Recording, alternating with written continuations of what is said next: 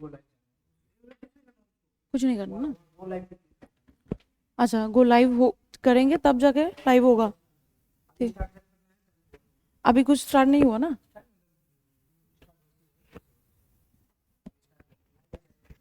ठीक है।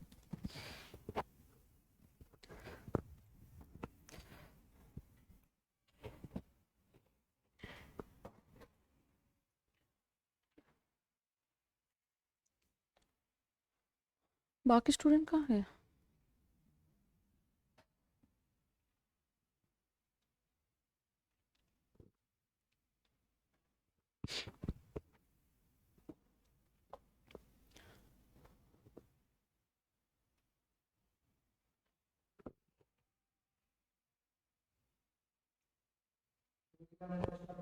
हम्म, कितने बजे स्टार्ट होगा? अभी स्टार्ट कर देंगे ये ठीक होने से। ये क्यों ऐसा क्यों हो रहा है? हाँ? कहाँ? अच्छा अच्छा ठीक है।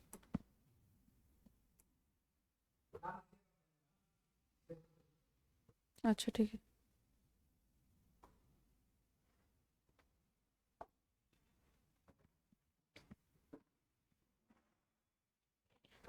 बाकी कोई नहीं आया?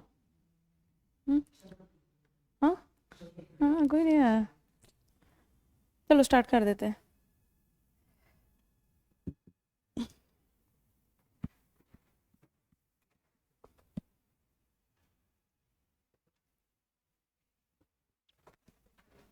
चलो देखो, द लिविंग वर्ल्ड हमने कल शुरू किया था, थोड़ा पार्ट बाकी है बस। नेक्स्ट देखो, बाकी था टैक्सोनॉमिक हायरार्की, है ना। नेक्स्ट बाकी था टैक्सोनॉमिक हायरार्की का पार्ट और टैक्सोनॉमिक कैटेगरी। टैक्सोनॉमिक कैटेगरी देखो, कोई एक ऑर्गेनिज्म को अगर हम क्लासिफिकेशन करेंगे तो उसको एक ग्रुप में एक एक के बाद एक टैक्सन में उसको डालना पड़ेगा। तो कैटेगरी होता है part of overall taxonomic arrangement. Category का मतलब होता है द पार्ट ऑफ और parts of all taxonomic arrangement. यहाँ पे एक एक ग्रुप को हम टैक्सोनॉमिक, एक एक ग्रुप को हम बोलेंगे टैक्सोन और टैक्सा।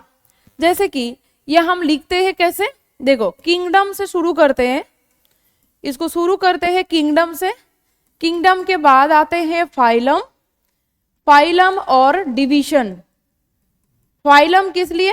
फाइलम एक्चुअली यूज होता है एनिमल के लिए और डिवीजन यूज होता है प्लांट के लिए। देखो इसको याद रखने का एक तरीका बता देते हैं, देखो कैसे याद रखना है। काका, पापा, चाचा और बनते हैं फैमिली। ठीक है, और बनते हैं फैमिली। ऐसे एक ट्रिक से याद रखना है इसको। काका, पापा, चाचा। काका मतलब होता है यहाँ पे किंगडम, ठीक है, के फॉर काका, के फॉर किंगडम। पापा मतलब है फाइलम, पी से पापा, पी से फाइलम। चाचा, चाचा से हो जाएगा, सी आ रहा है, यहां से हो जाएगा क्लास, और से हो जाएगा ऑर्डर, और फैमिली तो ऑब्वियसली फैमिली है। इस ट्रिक से याद रखना है, काका, पापा, चाचा और बनते हैं ये तीनों मिला के एक फैमिली। सो यहाँ पे किंगडम, फाइलम, उसके बाद है क्लास, उसके बाद है ऑर्डर, उसके बाद है फैमिली, उसके बाद और भी दो हैं जो मैंने यहाँ पे नहीं लिखा, एक होगा जेनस और लास्ट में होगा स्पीसीज। ठीक है, जेनस और स्पीसीज। किंगडम, फाइलम और डिवीजन। फाइलम एनिमल के लिए लिखा जाता है, डिवीजन प्लांट के लिए लिखा जाता है। क्लास, ऑर्डर, फैमिली, जेनस और स्पीसीज, ये पूरे जो स्ट्रक्चर अभी यहाँ पे बना है उसको बोलते हैं taxonomic hierarchy. All taxonomic category को एक साथ मिला के। ठीक है, तो यहाँ पे लिख लेते हैं these these are called taxonomic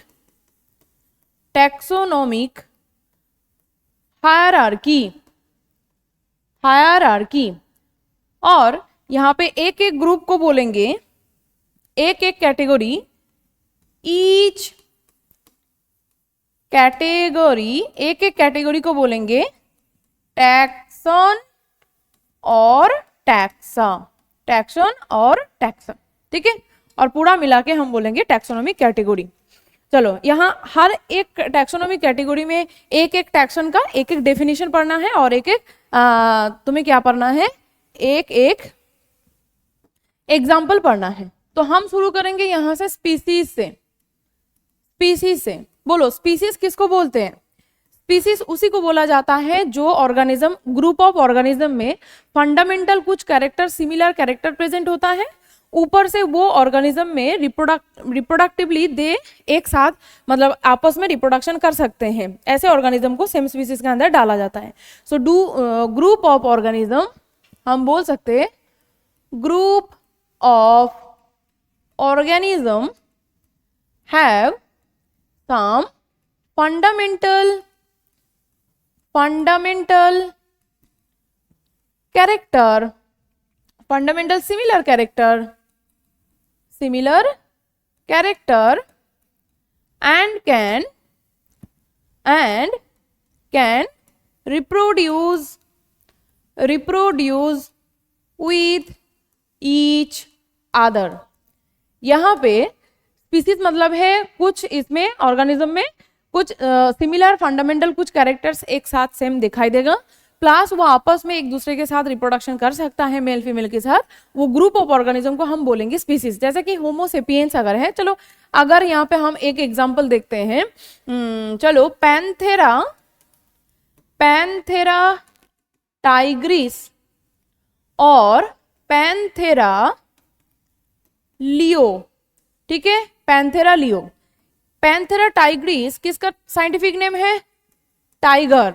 और लियो किसका साइंटिफिक नेम है? लायन का साइंटिफिक नेम है। इसमें ये जो आते हैं दोनों, इसको बोलते हैं हम जेनस, इसको बोलते हैं हम स्पीसीज।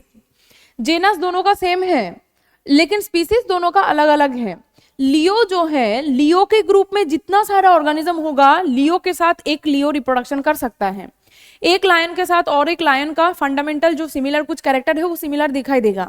लेकिन कभी एक लियो का और टाइगर का सारे कैरेक्टर, सारे फंडामेंटल कैरेक्टर सिमिलर नहीं हो सकता है। ऊपर से ये दोनों आपस में मेल फीमेल पास पास आने से भी रिप्रोडक्शन नहीं हो सकता है क्योंकि दोनों अलग स्पीसीज हैं, ठीक है। अगर लियो है तो लियो में कुछ कैरेक्टर दिखाई देगा जो टाइग्रिस में नहीं दिखाई देगा, इसीलिए हमने इसको अलग कर दिया है, ठीक है, लियो, ठीक है। और लियो जो है, ये लियो लायन जो है, ये सारे लायन आपस में एक दूसरे के साथ रिप्रोडक्शन कर सकता है। टाइग्रिस जो है वो आपस में एक दूसरे के साथ रिप्रोडक्शन कर सकता है। लेकिन पैंथेरा जो है वो है जेनस का नाम, दोनों का जेनस सेम होने के बाद भी ये दोनों स्पीसीज अलग अलग हैं। तो ऐसे एक जेनस के अंदर बहुत सारा स्पीसीज हो सकता है, कोई बात नहीं। ह्यूमन बीइंग का होमो अभी होता है, अभी है ह्यूमन बीइंग का होमो सेपियंस, इससे पहले होमो इरेक्टस था, होमो हैबिलिस था, तो वो सारे अलग अलग ऑर्गेनिज्म। तो स्पीसीज का मतलब है ग्रुप ऑफ ऑर्गेनिज्म जिसमें फंडामेंटल कुछ कैरेक्टर दिखाई देगा एंड आपस में रिप्रोडक्शन भी कर सकता है, वो ऑर्गेनिज्म को हम बोलेंगे स्पीसीज, ठीक है। चलो और भी एग्जांपल है। चलो नेक्स्ट देखो, जेनस। जेनस का मतलब क्या होता है? नेक्स्ट है जेनस। जेनस होगा ग्रुप ऑफ स्पीसीज को, group of closely related species को एक साथ मिला के हम बोलेंगे जेनस। चलो इसका डेफिनेशन लिखते हैं, group of closely related species is called genus, ठीक है। Group of closely related species को जेनस बोला जाता है। जैसे कि फिर वही एग्जाम्पल ले सकते हो, पैंथेरा टाइग्रिस, पैंथेरा लियो ले सकते हो, कोई बात नहीं। पैंथेरा टाइग्रिस और पैंथेरा लियो अंडरलाइन करना है सेपरेटली। पैंथेरा ये दोनों है जेनस, ठीक है। देखो जेनस है closely related group of species, ये दोनों स्पीसीज का क्लोजली कुछ कैरेक्टर होगा जो दोनों में प्रेजेंट है, लियो में भी प्रेजेंट है, टाइगर में भी प्रेजेंट है, वो है पैंथेरा। तो ये पैंथेरा हो जाएगा जेनस का नाम।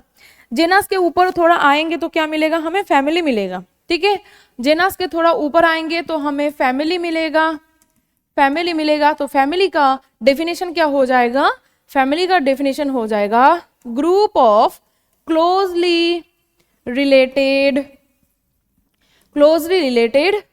जेनस। ठीक है, group of closely related genus को हम बोलेंगे फैमिली। ठीक है, और जेनस मतलब जेनेरा भी लिख सकते हो, जेनेरा, जेनस और जेनेरा दोनों ही यूज किया जाता है, इसको बोलते हैं फैमिली। जैसे कि एग्जांपल है सोलानेसी, नाम सुना है, सोलानेसी, फैमिली का नाम है सोलानेसी। ठीक है, फैमिली का नाम है सोलानेसी। ठीक है, इसके अंदर बहुत सारे जेनस तुम्हें दिखाई दे सकता है, जैसे कि सोलानाम, पेटूनिया, डाटूरा एटसेट्रा। ठीक है, सोलानाम, ठीक है, सॉरी,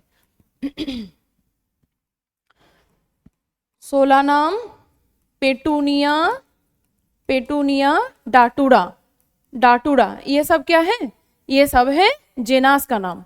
तो एक जेनस का नाम। ठीक है, देखो बहुत सारा जेनस एक ग्रुप में मतलब एक ग्रुप में आ सकता है, ग्रुप नहीं बोलेंगे, एक फैमिली के अंदर आ सकता है। फैमिली का नाम है सोलानेसी, इसके अंदर इतने सारे जेनस। फिर अगर देखने जाओगे इस जेनस के अंदर बहुत सारा स्पीसीज होगा, सोलानेसी के अंदर बहुत सारा स्पीसीज होगा, तो स्पेसिफिकली ऑर्गेनिज्म बन जाएगा, वहां पे एक एक स्पीसीज का नाम बन जाएगा। ठीक है, ये है फैमिली। फैमिली का और भी लिख के रखो एनिमल के लिए, फेलिडी, और भी लिख के रखो एग्जाम्पल ऑफ फैमिली, फेलिडी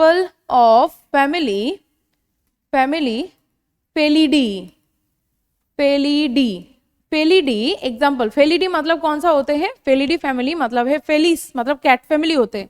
ठीक है, फेलिडी, फेलिस बोलते हैं इसको, और कैट फैमिली बोलते हैं इसको, कैट फैमिली। बोलो कैट फैमिली में कौन कौन सा ऑर्गेनिज्म आते हैं, कैट फैमिली में पैंथेरा आते हैं, मतलब लायन आते हैं, पैंथर आते हैं, टाइगर आते हैं, लियोपार्ड आते हैं, वो सब आते हैं।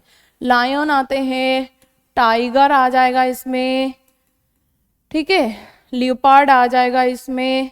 ठीक है, ये सब फेलिडी में आएगा, कैट फैमिली में आएगा। और एक आता है डॉग फैमिली, जिसको बोलते हैं कैनिडी, फैमिली का नाम है कैनिडी।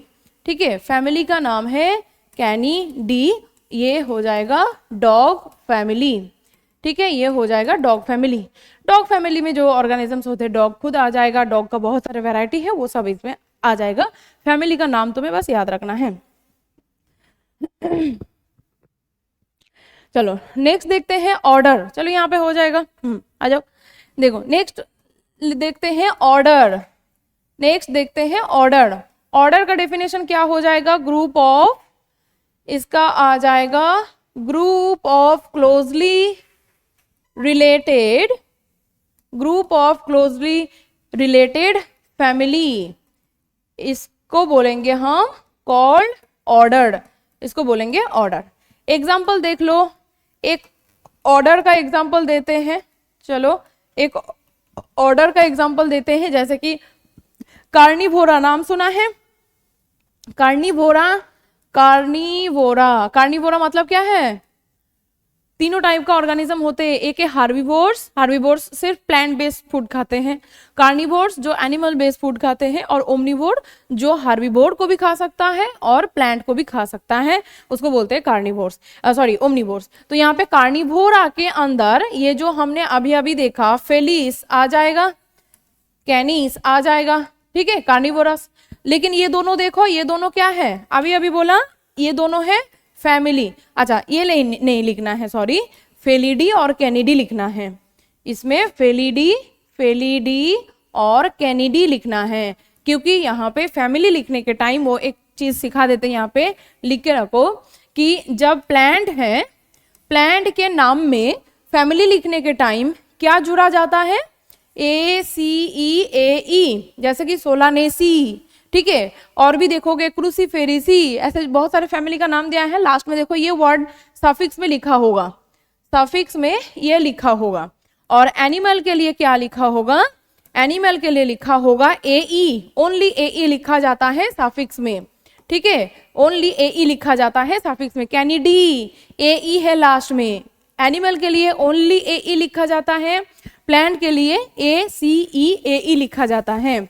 तो यहाँ पे जब हम लिखेंगे फैमिली का नाम, ये जब हम फैमिली लिख रहे हैं तो ऑब्वियसली फेलिडी कैनिडी दोनों लिखना है, और यहाँ पे ऑर्डर का नाम है कार्निवोरा, ठीक है, कार्निवोरा।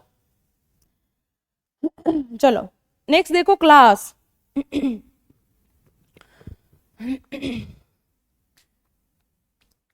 देखो क्लास, क्लास तो हम लोगों ने बहुत सारे क्लास के बारे में हम एनिमल किंगडम के चैप्टर में पढ़ते हैं। तो यहाँ पे क्लास मतलब होगा ग्रुप ऑफ क्लोजली रिलेटेड, क्या होगा, क्लास मतलब होगा group of closely related, last क्या पढ़ा, ऑर्डर पढ़ा ना, तो ये हो जाएगा order, class group of closely related order, ठीक है। तो इसका एक एग्जांपल हम ले सकते हैं, मैमेलिया जो है, मैमेलिया का ले सकते हैं ना, मैमेलिया, अगर क्लास का हम एग्जांपल लेंगे मैमेलिया अगर हम इसका एग्जांपल लेंगे तो इसके अंदर ऑर्डर, बहुत सारा ऑर्डर हम ले सकते हैं।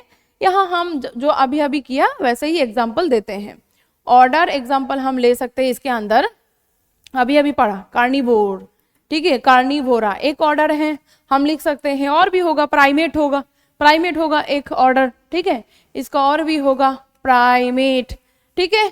प्राइमेट के अंदर जैसे प्राइमेट कौन कौन होते हैं, ह्यूमन बीइंग प्राइमेट होते हैं, गोरिल्ला होते हैं प्राइमेट, प्लस एप होते हैं प्राइमेट, मंकी होते हैं प्राइमेट, सिंपांजी होते हैं प्राइमेट, ये आ जाएगा। कार्निवोर में अभी अभी हमने देखा फेलिडी आएगा इसमें, कैनिडी आएगा इसमें, ठीक है। तो ये ऑर्डर एक क्लास के अंदर ऐसे ऑर्डर आ सकता है। हायर स्टडी में जब जाओगे तब देखोगे ये सब, अब तक तो हमारे सिलेबस में एनिमल किंगडम में क्लास तक ही है, उसके बाद और भी पढ़ने को मिलेगा बाद में, अभी इसका डिटेल में नहीं पढ़ना है, एग्जाम्पल बस याद रखो चलेगा। चलो नेक्स्ट है देखो फाइलम, ठीक है, यहाँ पे कर देते हैं क्लास के बाद फाइलम। फाइलम क्या बोला, फाइलम एनिमल के लिए लिखते हैं, डिवीजन प्लांट के लिए लिखते हैं। फाइलम इसका डेफिनेशन हो जाएगा group of closely related class, ठीक है, group of closely related class को हम बोलेंगे फाइलम।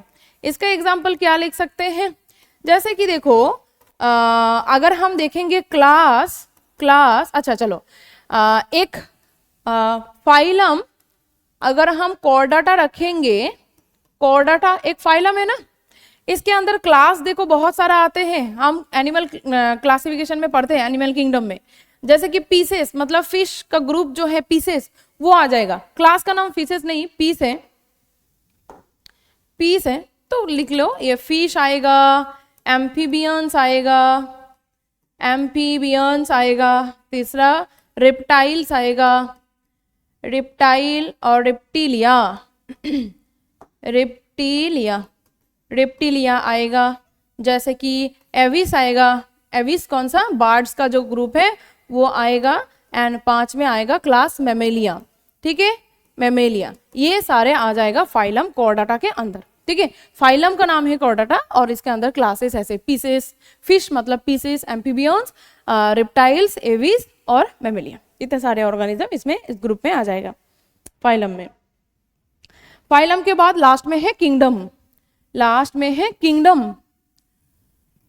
किंगडम देखो किंगडम, अच्छा किंगडम के बारे में थोड़ा सा बात बता देते हैं। यहाँ पे किंगडम को 2 लिखो, एक है प्लांटी, दूसरा है एनिमेलिया, लेकिन जो किंगडम है वो किंगडम को जो क्लासिफिकेशन किया गया है ना, kingdom at first 2 kingdom classification दिया गया था, उसके बाद 3 किंगडम क्लासिफिकेशन दिया गया था, देन 3rd किंगडम क्लासिफिकेशन दिया गया था, 4th किंगडम क्लासिफिकेशन दिया गया था, 5th दिया गया था, लास्ट में जाके बैठ 6th किंगडम क्लासिफिकेशन दिया था। बोलो किसने दिया था 6 किंगडम क्लासिफिकेशन, बोलो 6 किंगडम क्लासिफिकेशन किसने दिया था, 6 किंगडम क्लासिफिकेशन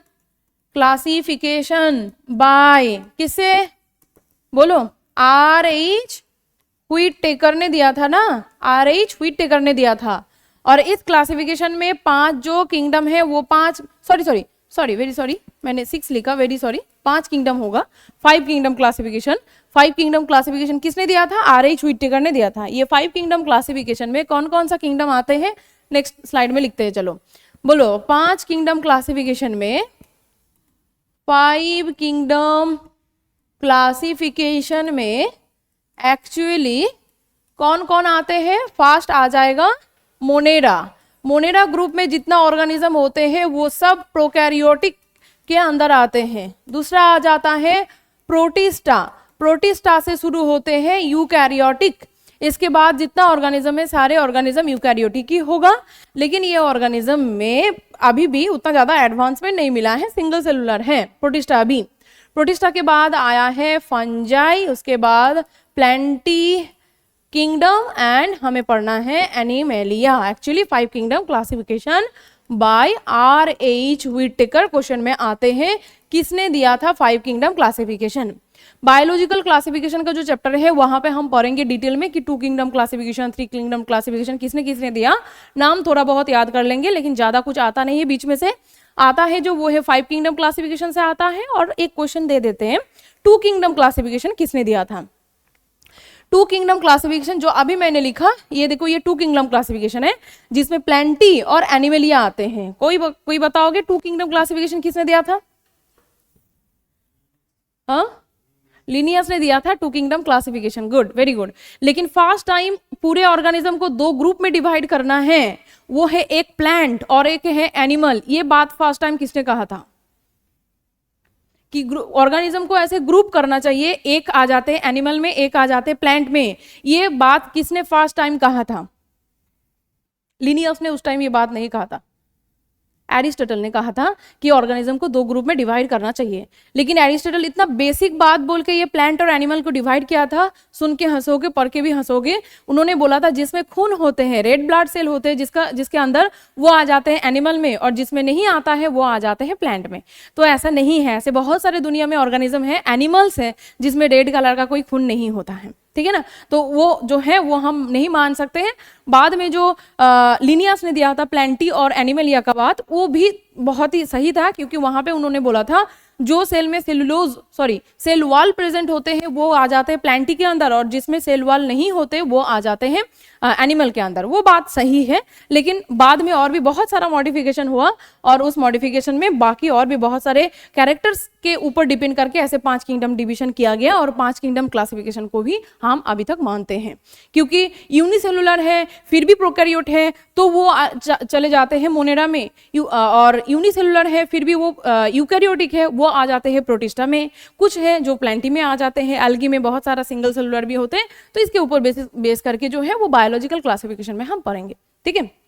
बोलो, इतना समझ में आए कि नहीं आए? टैक्सोनॉमिक जो एड्स है वो था पहले सिलेबस में, अभी नहीं है, तो वो अभी पढ़ना नहीं है, ठीक है। चलो, ये चैप्टर में और कुछ नहीं है। बेसिकली जो डेफिनेशन मैंने बोला है वो डेफिनेशन थोड़ा सा ध्यान देना है, प्लस जो मैंने यहाँ पे एग्जाम्पल बोला है वो एग्जाम्पल थोड़ा सा ज्यादा ध्यान में रखना है। चलो, एक बॉटनी का चैप्टर हो गया, एक जूलॉजी का करते हैं, ठीक है। चलो नेक्स्ट हम शुरू करते हैं एनिमल किंगडम। देखो फास्ट जाएगा, ऑब्वियसली तुम्हें पता है कि क्रैश कोर्स है, फास्ट जाएगा। पढ़ते पढ़ते या सुनते सुनते अगर समझ में नहीं आता है तो डाउट के लिए हम लोग बहुत देर तक बैठे बैठे रहते हैं। स्टूडेंट को जब हम लोगों का टाइम खत्म होता है तब स्टूडेंट को लगता है चलो आप जाके एक बार पूछ लेते हैं, तो ऐसा नहीं करना है। बहुत टाइम तक हम बैठे रहते हैं। कोई चैप्टर से अगर डिटेल में पढ़ना है, लगता है कि क्लास में मुझे समझ में कुछ नहीं आ रहा है, लाइन वाइज मुझे समझा दिया जाएगा तो अच्छा होगा, तो उसके लिए डाउट के जो टाइम है उसमें आ जाना, क्योंकि क्लास में फास्ट ही चलेगा, नहीं तो सिलेबस कैसे खत्म करेंगे, ठीक है। चलो नेक्स्ट देखो, एनिमल किंगडम। एनिमल किंगडम, चलो देखो पहले बात याद रखना है, एनिमेलिया जो किंगडम है, किंगडम का नाम एनिमल नहीं, किंगडम का नाम है एनिमेलिया, ठीक है। ये जो एनिमेलिया किंगडम है इसमें वही ऑर्गेनिज्म को रखा गया है जो है मल्टी सेलुलर, ये याद रखना है first time, multi cellular organism. यहां पे तुम्हें कोई भी ऑर्गेनिज्म मल्टी सेलुलर नहीं दिखाई देगा, इसीलिए बहुत सारे गलतफहमियां अभी दूर कर देते हैं। बहुत सारे लोगों को लगता है amoeba is one type of animal. Amoeba is not an animal. Amoeba आते हैं प्रोटिस्टा ग्रुप में क्योंकि वो यूनिसेलुलर ऑर्गेनिज्म है। यूनिसेलुलर ऑर्गेनिज्म जो एनिमल लाइक सेल है, फिर भी हम उसको एनिमेलिया में नहीं डालेंगे, बिकॉज एनिमेलिया का मतलब ही होता है वहां पे सिर्फ मल्टीसेलुलर ऑर्गेनिज्म का रहना होगा। क्योंकि जब ओरिजिन ऑफ लाइफ हम इवोल्यूशन में देखते हैं, तो जब एक्चुअली धरती में जब लाइफ शुरुआत हुआ था, उस टाइम पहले हमें पता है कि प्रोटोसेल नाम का कुछ चीज शुरू हुआ था। उसके बाद धीरे धीरे करके और भी मॉडिफिकेशन हुआ, सेल जो है वो बहुत सारे मेटाबॉलिज्म करने लगा। उसके बाद से क्या हुआ, सेल जो है एनवायरनमेंट में जो भी कोई केमिकल है उसको एडप्ट करना धीरे धीरे करके सीख गया। एक टाइम बाद क्या हुआ, उस टाइम का प्रिमिटिव एरिया में बहुत सारा केमिकल रिएक्शन चल रहा था और उससे बहुत सारा पॉइजनस कुछ गैसेस, पॉइजनस कुछ जो केमिकल्स होते हैं वो प्रोडक्शन हो रहा था। अब जब वहां पे सिंगल सेल रहा था, जैसे हम बोलते हैं कि प्रिमिटिव ऑर्गेनिज्म मतलब एमीबा लाइक कुछ ऑर्गेनिज्म, क्योंकि वो यूनिसेलुलर था इसीलिए बोलते हैं एमीबा लाइक कुछ ऑर्गेनिज्म। वो जो एमीबा लाइक ऑर्गेनिज्म है वो अकेले उस केमिकल को झेल नहीं पा रहा था, इसीलिए ऐसे कुछ ऑर्गेनिज्म, प्रोटिस्टा से ही कुछ ऐसा ऑर्गेनिज्म जो डिवीजन करके जब डिवीजन करता था तो वहां पे इंडिपेंडेंटली अलग अलग हो जाते हैं ना यूनिसेलुलर ऑर्गेनिज्म। लेकिन यहाँ बाहर का जो एनवायरनमेंट है उसको मतलब झेलने के लिए मल्टीसेलुलर ऑर्गेनिज्म का प्रोडक्शन हुआ। एक सेल जब दो सेल बदला तब वो अलग अलग नहीं हो गया, एक ही साथ मिक्स होके मल्टीसेलुलर ऑर्गेनिज्म का प्रोडक्शन हुआ और वही आ जाते हैं एनिमलिया जो किंगडम है उसके अंदर। तो यहाँ पे एनिमलिया ग्रुप में मतलब किंगडम में तो ऑर्गेनिज्म हजारों हैं। तो कैसे हम उसको क्लासिफाई करें, एक एग्जांपल देते हैं। सोचो कि एक स्पॉन्ज भी एनिमलिया है प्लस एक ह्यूमन बीइंग भी एनिमलिया है, तो यहाँ पे हम कैसे ग्रुप अलग अलग कैसे करें, कैटेगरी कैसे करें, तो उसके लिए मतलब क्लासिफिकेशन कैसे करें।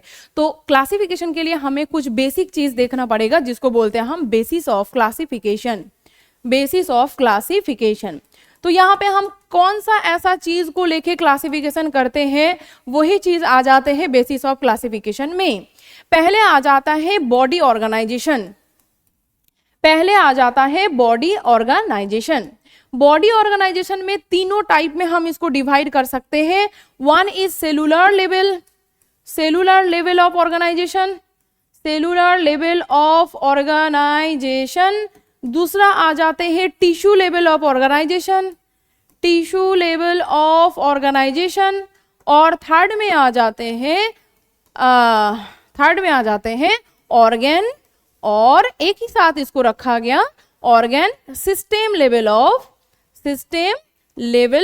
Of organisation. ऑर्गेनाइजेशन सुनो, इसका मतलब है क्या चीज, सुनो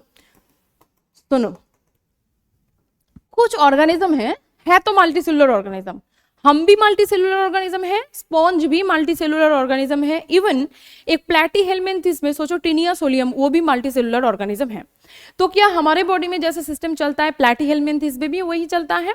नहीं, इसमें फर्क पहले हम डिवाइड किए हैं ऑर्गेनिज्म को इसके ऊपर डिपेंड करके।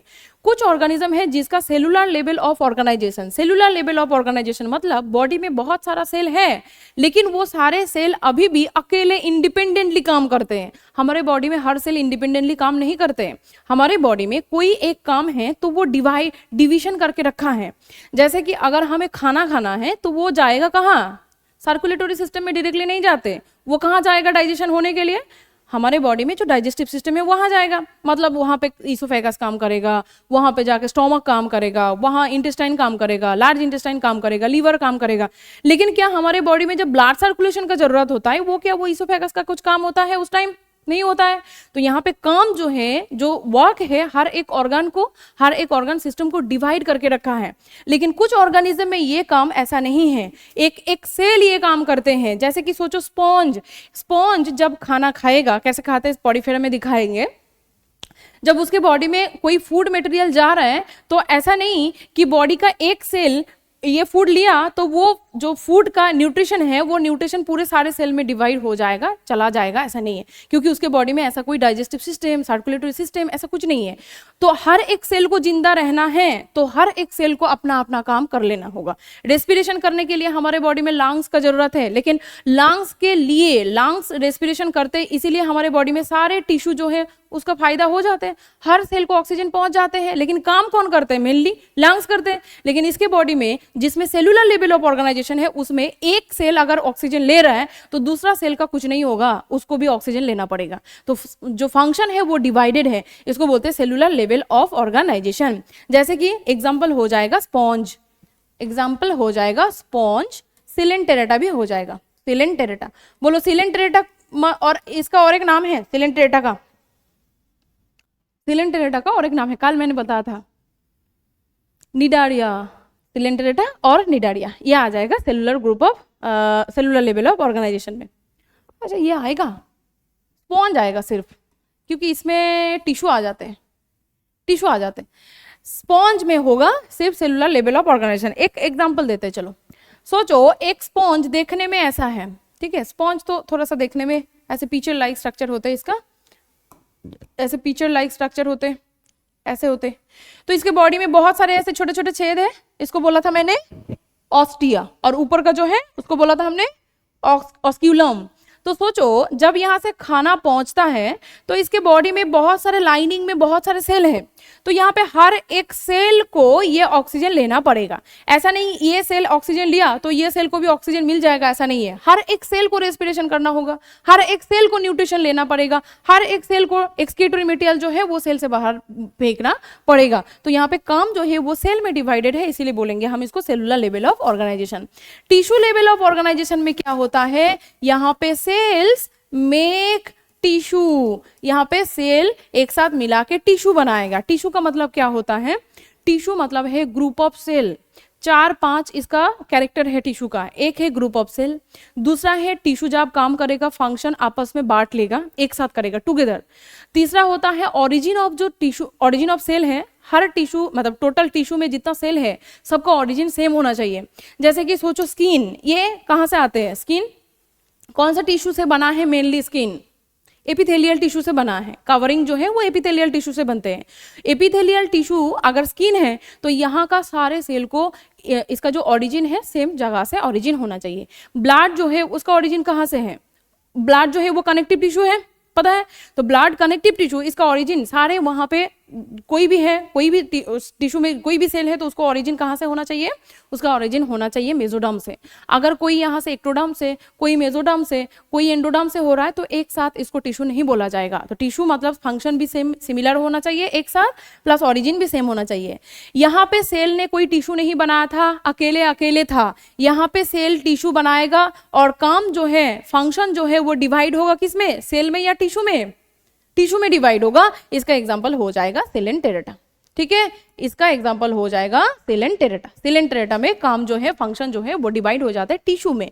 बोलो तो इसमें सेल का ज्यादा दिक्कत होता है, प्रेशर ज्यादा पड़ता है, या टिश्यू लेवल ऑफ जब होता है तब प्रेशर ज्यादा पड़ता है सेल में, इंडिपेंडेंटली सेल में, सेलुलर में हर एक सेल को काम करना है। टिश्यू में अगर एक सेल काम नहीं किया तो उसको कोई खाना चाहिए तो टिश्यू का बाकी सेल से मिल जाएगा, लेकिन सेलुलर लेवल में ऐसा नहीं होगा, हर एक सेल को काम करना पड़ेगा, हर एक सेल से ही लेना पड़ेगा। ऑर्गन सिस्टम जो है इसमें टिश्यू जो है ये tissues make organ, tissues make organ and the organs make organ system, ठीक है। पहले तो बनते हैं ऑर्गन, जैसे कि एक एग्जांपल देते हैं ह्यूमन बीइंग का, हार्ट एक ऑर्गन है, ठीक है, नहीं तो सोचो ठीक है हार्ट एक ऑर्गन है, बाकी उसके साथ जुड़ता है ब्लड वेसल्स, उसमें जुड़ता है जो ब्लड वेसल्स के अंदर से ब्लड सेल्स, उसके साथ प्लाज्मा, ये सब मिला के सब जब एक साथ मिलते हैं, सारे ऑर्गन जब एक साथ मिलते हैं तब वो बनते हैं ऑर्गन सिस्टम। और ऑर्गन सिस्टम जब मिलता है पूरा क्या बनता है, पूरा बॉडी बनते हैं।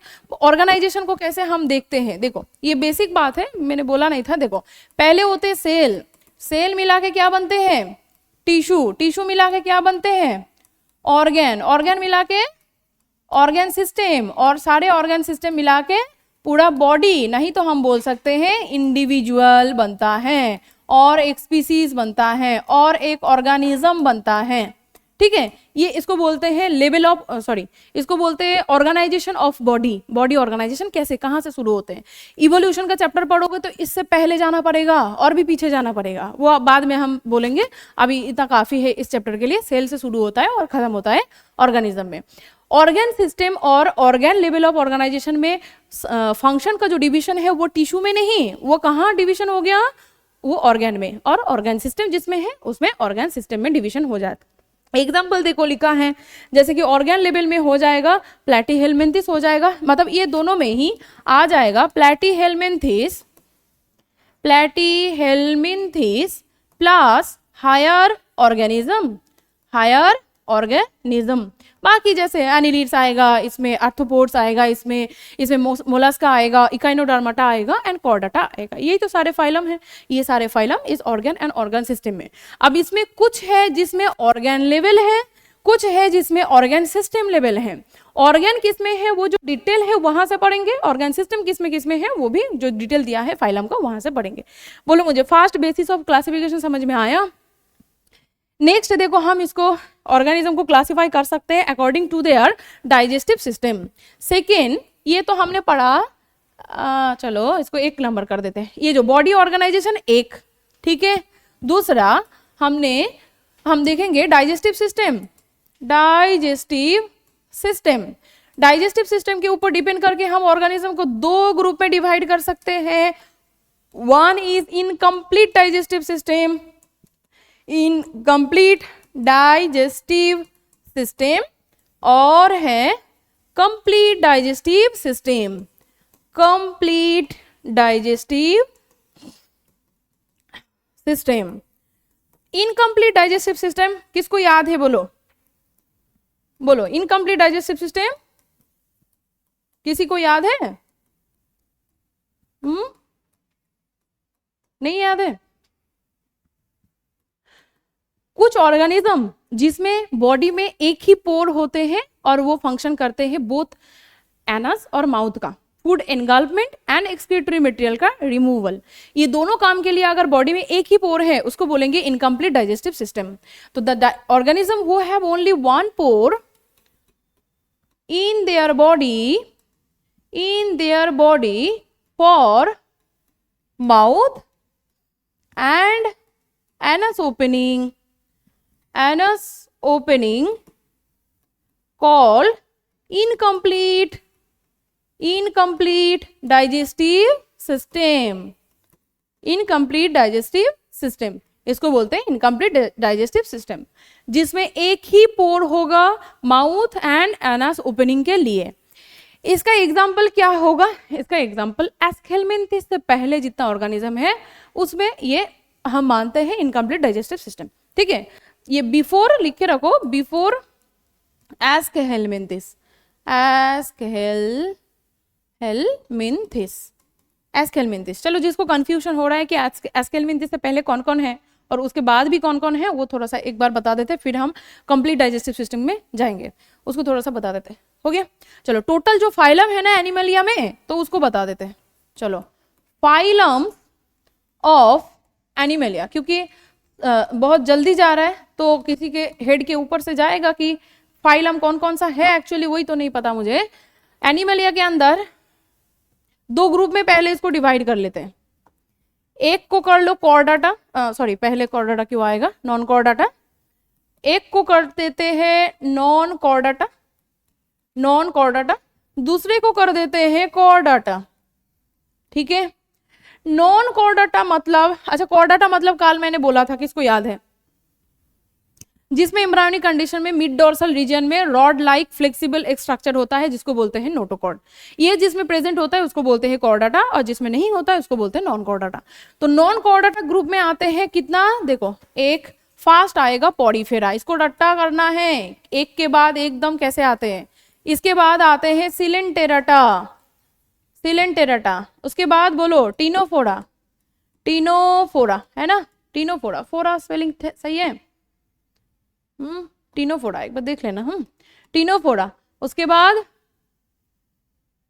प्लैटीहेलमिन्थिस, वेरी गुड, प्लैटीहेलमिन्थिस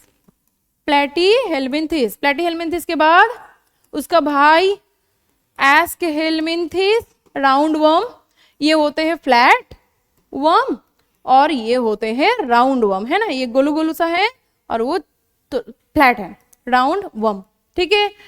इसके बाद आते हैं एनिलीड्स, वेरी गुड, एनिलीडा और एनिलीड, ठीक है। उसके बाद आते हैं आर्थ्रोपोडा, ठीक है, और आर्थ्रोपोड्स एक ही बात है।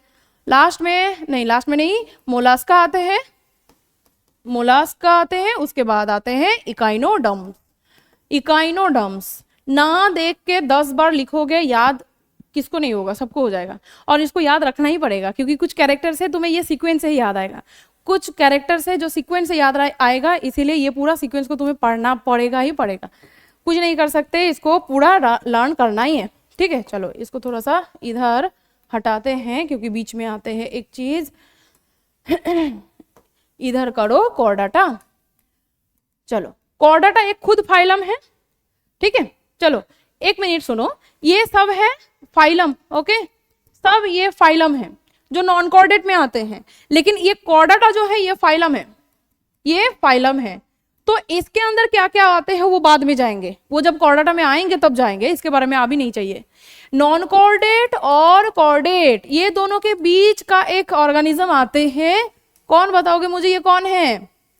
हेमीकॉर्डाटा। इसमें इसके बीच में आते हैं हेमीकॉर्डाटा। हेमी मतलब आधा आधा, हाफ। तो क्या उसके हाफ कॉर्डाटा होते हैं, मतलब मिड डोर्सल रीजन में आके खत्म हो गया? ऐसा नहीं है, ये एक्चुअली इसका जो नोटोकॉर्ड है वो फॉर्मेशन हुआ है, लेकिन बाद में बताएंगे इसके बारे में डिटेल, ठीक है। अभी वो बताने जाएंगे तो ये खत्म नहीं होगा। ये नॉन कॉर्डेट, इसमें बिल्कुल ही नोटोकॉर्ड नहीं होते हैं। ये कॉर्डेट, इसमें बिल्कुल ही कॉर्डाटा नोटोकॉर्ड होते हैं। ये बीच का ऑर्गेनिज्म हेमीकॉर्डेट, जिसका एग्जांपल बोलो कौन आएगा? बैलानोग्लोसस हेमीकॉर्डेट में आते हैं, ठीक है, बाद में बताएंगे इसका। एक्चुअली उसका नोटोकॉर्ड जैसा है एक स्ट्रक्चर होता है जिसको बोलते हैं स्टोमोकॉर्ड, ठीक है। स्टोमोकॉर्ड नाम का एक स्ट्रक्चर आते हैं जो नोटोकॉर्ड जैसा है बट वो नोटोकॉर्ड नहीं है, इसीलिए उसको हेमीकॉर्डेट के अंदर रखा गया, ठीक है। चलो ठीक है, तो देखो मैंने अभी जो बोला है कि डाइजेस्टिव सिस्टम बिफोर एस्केलमेंथिस में जितना फाइलम है उसमें आएगा, मतलब तुम समझ सकते हो इससे पहले तक यहाँ जितना ऑर्गेनिज्म का नाम बताया मैंने उसमें इनकम्प्लीट डाइजेस्टिव सिस्टम है, ठीक है। अब कंप्लीट डाइजेस्टिव सिस्टम क्या होते हैं वो दिखते हैं। कंप्लीट डाइजेस्टिव सिस्टम मतलब एलिमेंट्री कैनल और डाइजेस्टिव सिस्टम में अगर 2 पोर हैं और एक होते हैं माउथ के लिए, एक होते हैं एनस के लिए, तो the organism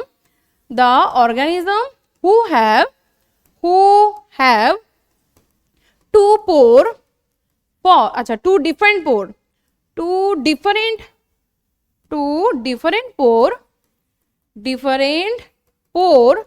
one for mouth and another is for किस लिए? एनस ओपनिंग, माउथ फूड एनगाल्प के लिए, एनस एक्सक्रीटरी मटेरियल, एक्सक्रीटरी नहीं फिकल मैटर को बाहर निकालने के लिए ये प्रेजेंट होते हैं। कॉल्ड, इसको बोलते हैं कंप्लीट डाइजेस्टिव सिस्टम, इसको बोलते हैं complete digestive system. Complete digestive system क्या होगा? एग्जाम्पल क्या होगा? स्टार्ट्स फ्रॉम, ये स्टार्ट्स फ्रॉम कहां से शुरू हुआ है? एस्केलमेंथिस जो फाइलम है और राउंड वर्म जो फाइलम है उस फाइलम से शुरू हुआ है फास्ट, ठीक है, ओके।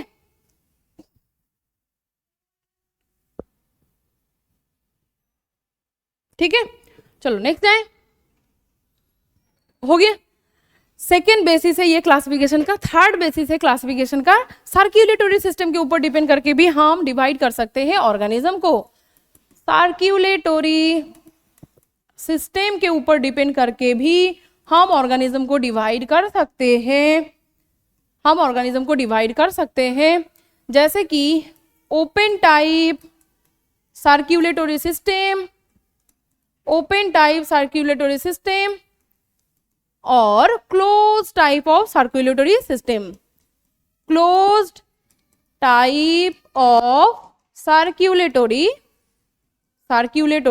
सिस्टम, ठीक है, दोनों टाइप का सर्कुलेटरी सिस्टम है। किसी को याद है क्लोज टाइप सर्कुलेटरी सिस्टम मतलब क्या होता है? ब्लड वेसल्स क्लोज में और ओपन में नहीं, गलत है, दोनों में ही ब्लड वेसल होते हैं। एक जगह में फर्क है, वो क्या है? हार्ट नहीं होते हैं, क्या है फर्क, क्या है? सुनो देखो ओपन टाइप ऑफ सर्कुलेटरी और ब्लड वास्कुलर सिस्टम मतलब होता है यहाँ पे ब्लड जो है वो ब्लड पंप्ड आउट होगा, pumped out from heart, heart से ही पम्प्ड आउट होगा, ट्रैवल भी करेगा through the blood vessel and travels through the blood vessel से ही ये ट्रैवल करेगा, but never open into any body cavity, कोई बॉडी कैविटी में जाके ओपन नहीं होगा, ऑलवेज ये क्लोज रहेगा इनसाइड द ब्लड वेसल। जैसे कि सोचो यहाँ पे है हार्ट, ठीक है, यहाँ पे है हार्ट, तो ये हार्ट से जब ब्लड वेसल ऐसे निकालता है, कहाँ से कैसे निकालता है सर्कुलेटरी सिस्टम में पढ़ेंगे, ठीक है। चलो, ब्लड जब यहाँ पे निकलता है तो यहाँ पे जो टिश्यू यहाँ पे पड़ा होता है, ऑलवेज टिश्यू रोता है। क्यों रोता है? क्योंकि इसको ऑल टाइम ऑक्सीजन चाहिए, किस लिए? ग्लूकोज को ब्रेक डाउन करके एनर्जी बनाने के लिए। तो यहाँ से जब ऑक्सीजन यहाँ से आते हैं ना, ऑक्सीजनेटेड ब्लड यहाँ से आते हैं, तो यहाँ से अगर चाहिए इसको कुछ भी, सिर्फ ऑक्सीजन नहीं है, इसको न्यूट्रिशन चाहिए सेल को, या कोई हार्मोन्स चाहिए, कुछ भी चाहिए, कोई भी मटेरियल चाहिए, तो यहाँ पे बाय डिफ्यूजन चले जाते हैं, बाय डिफ्यूजन इसके पास चले जाते हैं। कभी भी ऐसा नहीं देखोगे कि ये जो ब्लड वेसल है, ये ब्लड वेसल ऐसे जाके ऐसे ओपन हो गया और ब्लड ऐसे ओपन होके कैविटी में गिर रहा है, ऐसे कभी नहीं होता है क्लोज टाइप में। क्लोज टाइप में ब्लड यहाँ से, ये है कौन सा, चलो हार्ट को 4 पार्ट में डिवाइड कर सकते हैं, ये हो जाएगा लेफ्ट एट्रियम, ये हो जाएगा राइट एट्रियम, ये हो जाएगा लेफ्ट वेंट्रिकल, ये हो जाएगा राइट वेंट्रिकल, है ना। तो यहाँ से जब ऑक्सीजनेटेड ब्लड लेफ्ट वेंट्रिकल से निकालते हैं, सिस्टेमिक आर्टरी से जाके टिश्यू के पास और ऑर्गन के पास जाके बाय द डिफ्यूजन सारे चीजें देखे, फिर वही क्लोज कंडीशन में राइट एट्रियम में पहुंचता है कार्बन डाइऑक्साइड को लेके, फिर ये यहाँ से चले जाते हैं लंग्स में, और लंग्स को, ये है सोचो लंग्स में ये कार्बन डाइऑक्साइड देके फिर ऑक्सीजन को लेके यहाँ आके गिरता है लेफ्ट एट्रियम में, ठीक है ना। तो देखो यहाँ पे पूरे जो ब्लड वेसल है, ब्लड पूरे ब्लड वेसल के थ्रू ही ट्रैवल कर रहा है, कहीं पे जाके ओपन नहीं हुआ। लेकिन open type of blood vascular system में क्या होता है, ब्लड होते हैं, ब्लड पंप्ड आउट होता है, पंप्ड आउट थ्रू द किससे, हार्ट से, हार्ट प्रेजेंट है, एंड ट्रैवल भी करता है किससे, ट्रैवल्स थ्रू द किसे, ब्लड वेसल से ही ये ट्रैवल करते हैं, but open into the body cavity, ये बॉडी कैविटी में जाके ओपन हो जाते हैं, इसीलिए इसको बोलेंगे open type of blood vascular system. एक जगह में जाके ओपन होते हैं। अब यहाँ पे जो कैविटी में जाके ओपन होते हैं, कोई मुझे बताओ कि बॉडी का अगर ऐसा कोई कैविटी है, उस कैविटी को हम क्या बोल सकते हैं? बॉडी के अंदर अगर कोई कैविटी है तो उस कैविटी को हम क्या बोल सकते हैं? उस कैविटी को हम सीलोम बोल सकते हैं, ठीक है। ऐसा नहीं है कि हर कैविटी सीलोम है, अभी जाएंगे सीलोम में तो समझ में आ जाएगा कि किसको सीलोम बोला जा सकता है, किसको सीलोम नहीं बोला जा सकता है। सीलोम हो सकता है बॉडी कैविटी। तो यहाँ पे ब्लड जो है वो ओपन हो जाएगा कोई एक बॉडी कैविटी में जाके। अब इसका एग्जाम्पल हो जाते हैं सारे कॉर्डेट में, ऑल कॉर्डेटा, जैसे कि फिश, जैसे कि एम्फीबियंस, जैसे कि रेप्टाइल्स, जैसे कि एविस, जैसे कि मैमेलियंस, ये सब ऑर्गेनिज्म में, मैमेलिया, ये सारे ऑर्गेनिज्म में, डोर थोड़ा बंद कर दीजिए ना मैम, डोर थोड़ा बंद कर दीजिए, बाहर बहुत आवाज आ रहा है। देखो किसमें चाबी नहीं, तो मुझे नहीं पता। Fish, amphibians, reptiles, Aves, Mammalia, ये सारे जो ऑर्गेनिज्म है इसमें close type of blood vascular system दिखता है। अब बीच में और भी बहुत सारे ऑर्गेनिज्म है जिसमें क्लोज टाइप ऑफ दिखता है, जिसमें हर एक क्लास, हर एक जो क्लासिफिकेशन एक एक ऑर्गेनिज्म का पढ़ेंगे वहां पे एक एक लाइन में तुम्हें मिलेगा। अरे मैंने उल्टा लिखा, कोई किसी ने मुझे बोला नहीं, हाँ मैंने उल्टा लिखा है, कोई किसी ने बोल नहीं रहा है कि मैम आपने उल्टा लिखा है, बहुत गलत है ये होगा क्लोज, वेरी सॉरी, और ये होगा ओपन। ठीक है, इतना बड़ा गलती कर दी। ये होगा क्लोज, ठीक है, ये होगा ओपन। ठीक है, अब देखो, ठीक है ना, कंफ्यूजन तो नहीं है। अब open type of blood circulatory system का एग्जांपल होगा इंसेक्ट। सबसे अच्छा एग्जांपल इसका होता है इंसेक्ट। इंसेक्ट में क्या होता है, जैसे कि आर्थ्रोपोड्स, इंसेक्ट आर्थ्रोपोड्स के अंदर आते हैं। कॉकरोच था ना सिलेबस में, तो वो कॉकरोच में ये ओपन टाइप ऑफ होते हैं। इसमें क्या होता है ना, चलो एक स्लाइड में दिखते हैं कि इसमें जो कैविटी में आके गिरता है बॉडी का डायग्राम अब बाद में बनाएंगे, इनसे आर्थ्रोपोडा जब बनाएंगे। इसमें जो बॉडी कैविटी होते हैं वो बॉडी कैविटी को हम सीलोम बोल सकते हैं।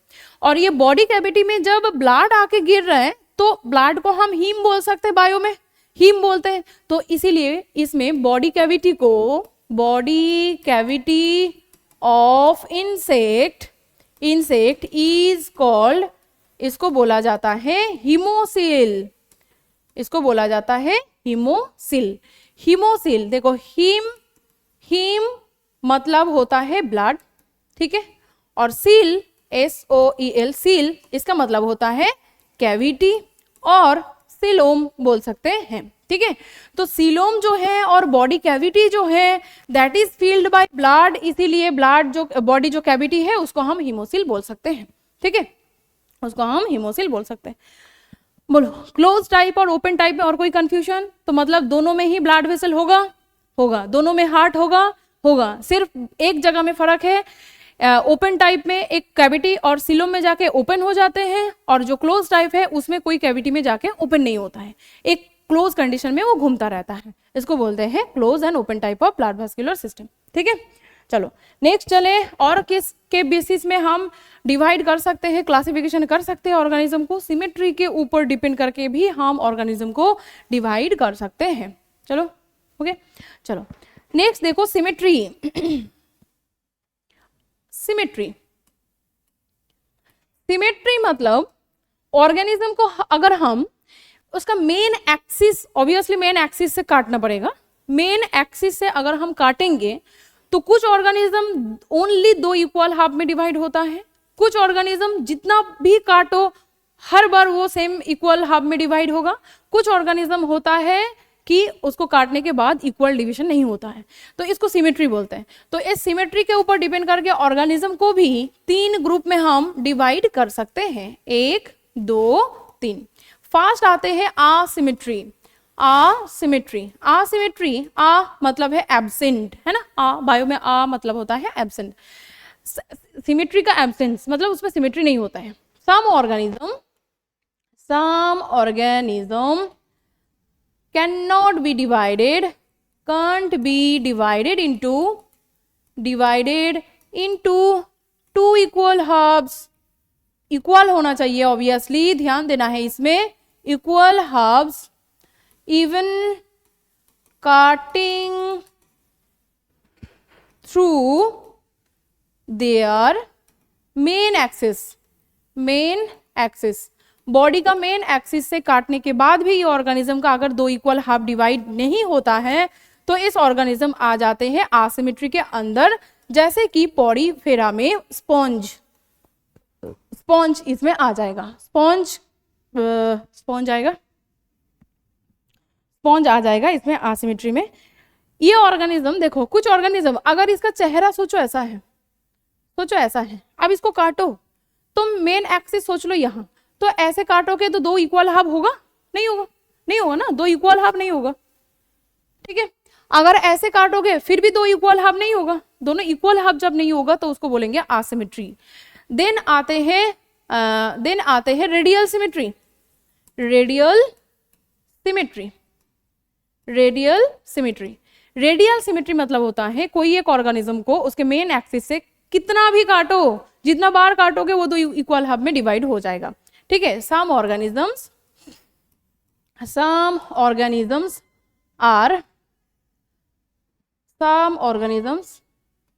can be divided into 2 equal halves by cutting through any plane, any plane, जितना भी प्लेन से काटो, मल्टीपल नंबर प्लेन से काटो through their main axis, obviously through their main axis, through their main axis, ठीक है, बॉडी के main axis से तुम जितना प्लेन में काटो ये ऑर्गेनिज्म दो इक्वल हाफ में डिवाइड होगा ही होगा।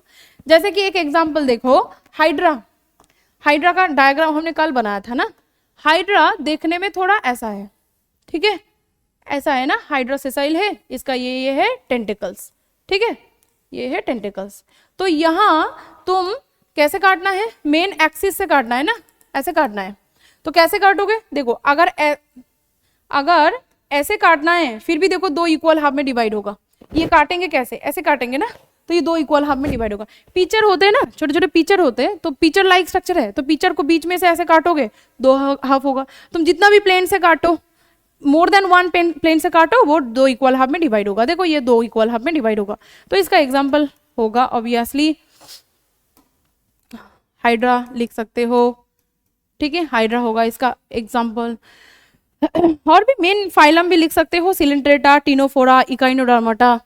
चलो टिनोफोरा, हाइड्रा ना लिख के पूरा ग्रुप ही लिख देते हैं, मतलब पूरा फाइलम ही लिख देते हैं। सिलेंटेरेटा, सिलेंटेरेटा होगा, टिनोफोरा होगा, टिनोफोरा पीएच होगा, उस टाइम मैंने एफ लिखा था, चलो पीएच कर देते। कहाँ है, कहाँ चला गया, फाइलम लिख रहे थे ना,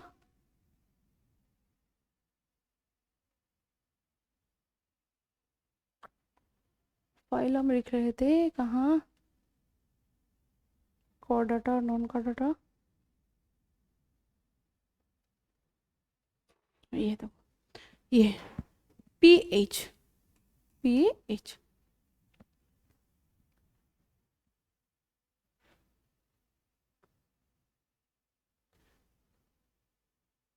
चलो देखो, रेडियल सिमेट्री क्या क्या लिखा, टिनोफोरा लिखा, इकाइनोडर्माटा, इकाइनोडर्माटा, ये सारे फाइलम में रेडियल सिमेट्री होगा।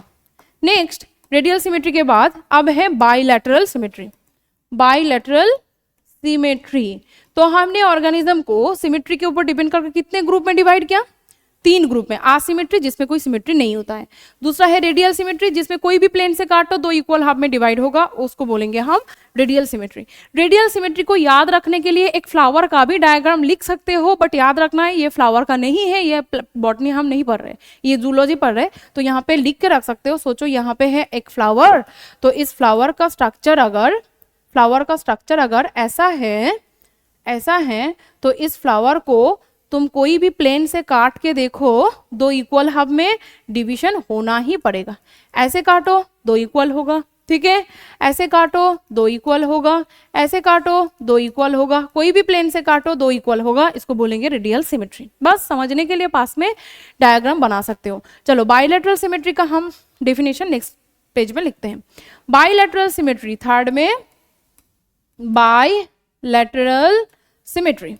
देखो बाइलैटरल, बाई मतलब कितना है, टू ना, लैटरल मतलब कितना है, दो, लेफ्ट एंड राइट, ठीक है। सिमेट्री मतलब तुम एक ही प्लेन से काट सकते हो मेन एक्सिस के थ्रू, और वो एक बार ही ओनली दो इक्वल हाफ में डिवाइड होगा। ऐसे ऑर्गेनिज्म को, ऐसे सिमेट्री को बोलेंगे bilateral symmetry. So some organisms can be divided into two equal halves, और ऑब्वियसली लिख के रखना है लेफ्ट एंड राइट। क्यों अभी बताते हैं। Left and right by cutting in only one plane, एक ही प्लेन से काट के, obviously through their main axis से बस दो, एक बार ही काट सकते हो। किसमें ज्यादा ध्यान देना है, ओनली टू इक्वल हाफ में ये डिवाइड होगा, दो इक्वल हाफ को लेफ्ट एंड राइट बोलेंगे। By cutting only one plane, एक ही प्लेन में ये काट सकते हो तुम, और ये बाय मेन एक्सिस तो ऑब्वियसली हर में ही लिखना पड़ेगा, इसको बोलेंगे बायलैटरल सिमेट्री। अगर समझ में नहीं आया तो सुनो, इधर डायग्राम देखो। देखो अगर हम एक आर्थ्रोपोडा मतलब एक कॉकरोच को ड्रॉ करेंगे तो कॉकरोच सॉरी ये थोड़ा ज्यादा ही मोटा हो गया। एक कॉकरोच को अगर हम ऐसे डायग्राम देखेंगे, इसका थोरासिक रीजन और ये है इसका एब्डोमिनल रीजन, ठीक है, एब्डोमिनल रीजन, ये इसका विंग्स बना देते हैं, ठीक है, लेग उस तरफ है, ठीक है। चलो देखो ये ऑर्गेनिज्म को बोलो हम कितना बार काट के हम दो इक्वल हाफ में डिवाइड कर सकते हैं? एक ही बार काट सकते हैं ना, ऐसे काट सकते हैं, इधर हो गया लेफ्ट, इधर हो गया राइट, और काट सकते हैं। एक ह्यूमन, हाँ अच्छा बीच से काटो, ऐसे काटो, काट सकते हैं, दो इक्वल हाफ होगा। क्या लिखा हमने यहाँ पे? ओनली 2 इक्वल हाफ में डिवाइड हो सकता है सिर्फ एक बार ही प्लेन से काटने से, तो ही ओनली एक बार काटेंगे तो ही 2 हाफ में डिवाइड होगा। लेकिन यहां हमने देखा था रेडियल में जितना भी प्लेन से काटो वो हर बार इक्वल हाफ देगा, लेकिन यहाँ पे नहीं देगा, तुम जितना भी काटो वो इक्वल हाफ नहीं देगा। तो हम ये नहीं कर सकते, एक ही प्लेन से काटेंगे तो left and right 2 half equal half होगा। जैसे ह्यूमन बीइंग, मुझे ऐसे काटो तो एक राइट आएगा एक लेफ्ट आएगा, ऐसे काटो तो अलग हो जाएगा, नहीं होगा ना। तो यहाँ पे bilateral symmetry obviously human being भी होगा, यहाँ पे और भी ऑर्गेनिज्म होगा, जैसे कि एग्जांपल लिख रखो, आर्थ्रोपोडा होगा प्लस इसमें एनिलिडा होगा, ठीक है, एनिलिडा होगा। हर एक फाइलम में कैरेक्टर में ये आएगा, फिर से कोई दिक्कत नहीं है। एनिलिडा होगा, कॉर्डाटा होगा, ठीक है, कॉर्डाटा होगा, मतलब हायर एनिमल्स जो सारे हैं सब में बायलैटरल सिमेट्री शो होगा। ह्यूमन बीइंग, आर्थ्रोपोड्स, ये सब में बायलैटरल सिमेट्री होगा।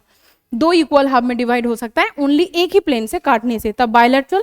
जब कोई भी प्लेन से काटने से इक्वल हाफ तुम नहीं बना सकते हो, वो हो जाएगा असिमेट्री। जैसे एक एनिमल, ये एक्चुअली एनिमल नहीं है, अगर एमीबा है, एनिमल नहीं है, एनिमल किंगडम में आता ही नहीं है, फिर भी बस समझने के लिए, ऐसे कोई ऑर्गेनिज्म तो इसको काटेंगे तो इक्वल हाफ में होगा डिवाइड? नहीं होगा। ऐसे कुछ ऑर्गेनिज्म जैसे कि स्पॉन्ज और पॉडीफेरा ग्रुप में कुछ ऑर्गेनिज्म है जिसको देखने में ही तुम्हें लगेगा कि उसको इक्वल हाफ में हम डिवाइड नहीं कर सकते। बायलैटरल सॉरी रेडियल में होगा कोई भी प्लेन से काटने से, और बायलैटरल में ओनली एक ही प्लेन से काटने से 2 इक्वल हाफ में डिवाइड होगा, जिसको बोलेंगे बायलैटरल। इसीलिए तो नाम बायलैटरल है, बाई मतलब 2, लैटरल मतलब 2 लैटरल साइड, यही तो होते हैं ना लैटरल साइड। अच्छा यही बोलना था मुझे, यहाँ पे लेफ्ट एंड राइट क्यों लिखना है? क्योंकि ह्यूमन बीइंग को तुम बोलोगे मैम इधर से ही क्यों काटा, मेन एक्सिस हमारा बॉडी का ये है तो इधर से भी तो काट सकते थे, तो इधर से काटेंगे तो 2 इक्वल हाफ में हो जाएंगे हम 2 हाफ। लेकिन इस तरफ काटने से क्या होगा, हमारे बॉडी का dorsal side and ventral side नाम का एक चीज होता है। तो डोर्सल साइड मतलब कौन सा होता है? पीछे, मतलब बैक साइड को हम डोर्सल साइड बोलते हैं। अब क्यों बोलते हैं हम उसको ही डोर्सल साइड, इस साइड को हम क्यों डोर्सल साइड नहीं बोलते हैं?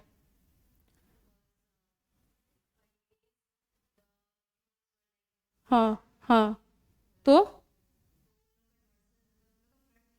हाँ, हम्म, हाँ थोड़ा सही है, सही है। एक्चुअली सनलाइट बॉडी का जो तरफ जब पड़ता है उसको हम डोर्सल साइड मानते हैं। तो ह्यूमन बीइंग का तो अभी तो सीधा है, हम लोगों का तो इस साइड में भी सेम पड़ेगा, इस साइड में भी सेम पड़ेगा। पॉइंट सही है कि जब बच्चे कंडीशन में होते तब सनलाइट हमारा इस साइड में पहले पड़ते हैं, क्योंकि हम ऐसे करके नहीं चलते, ऐसे करके चलते हैं।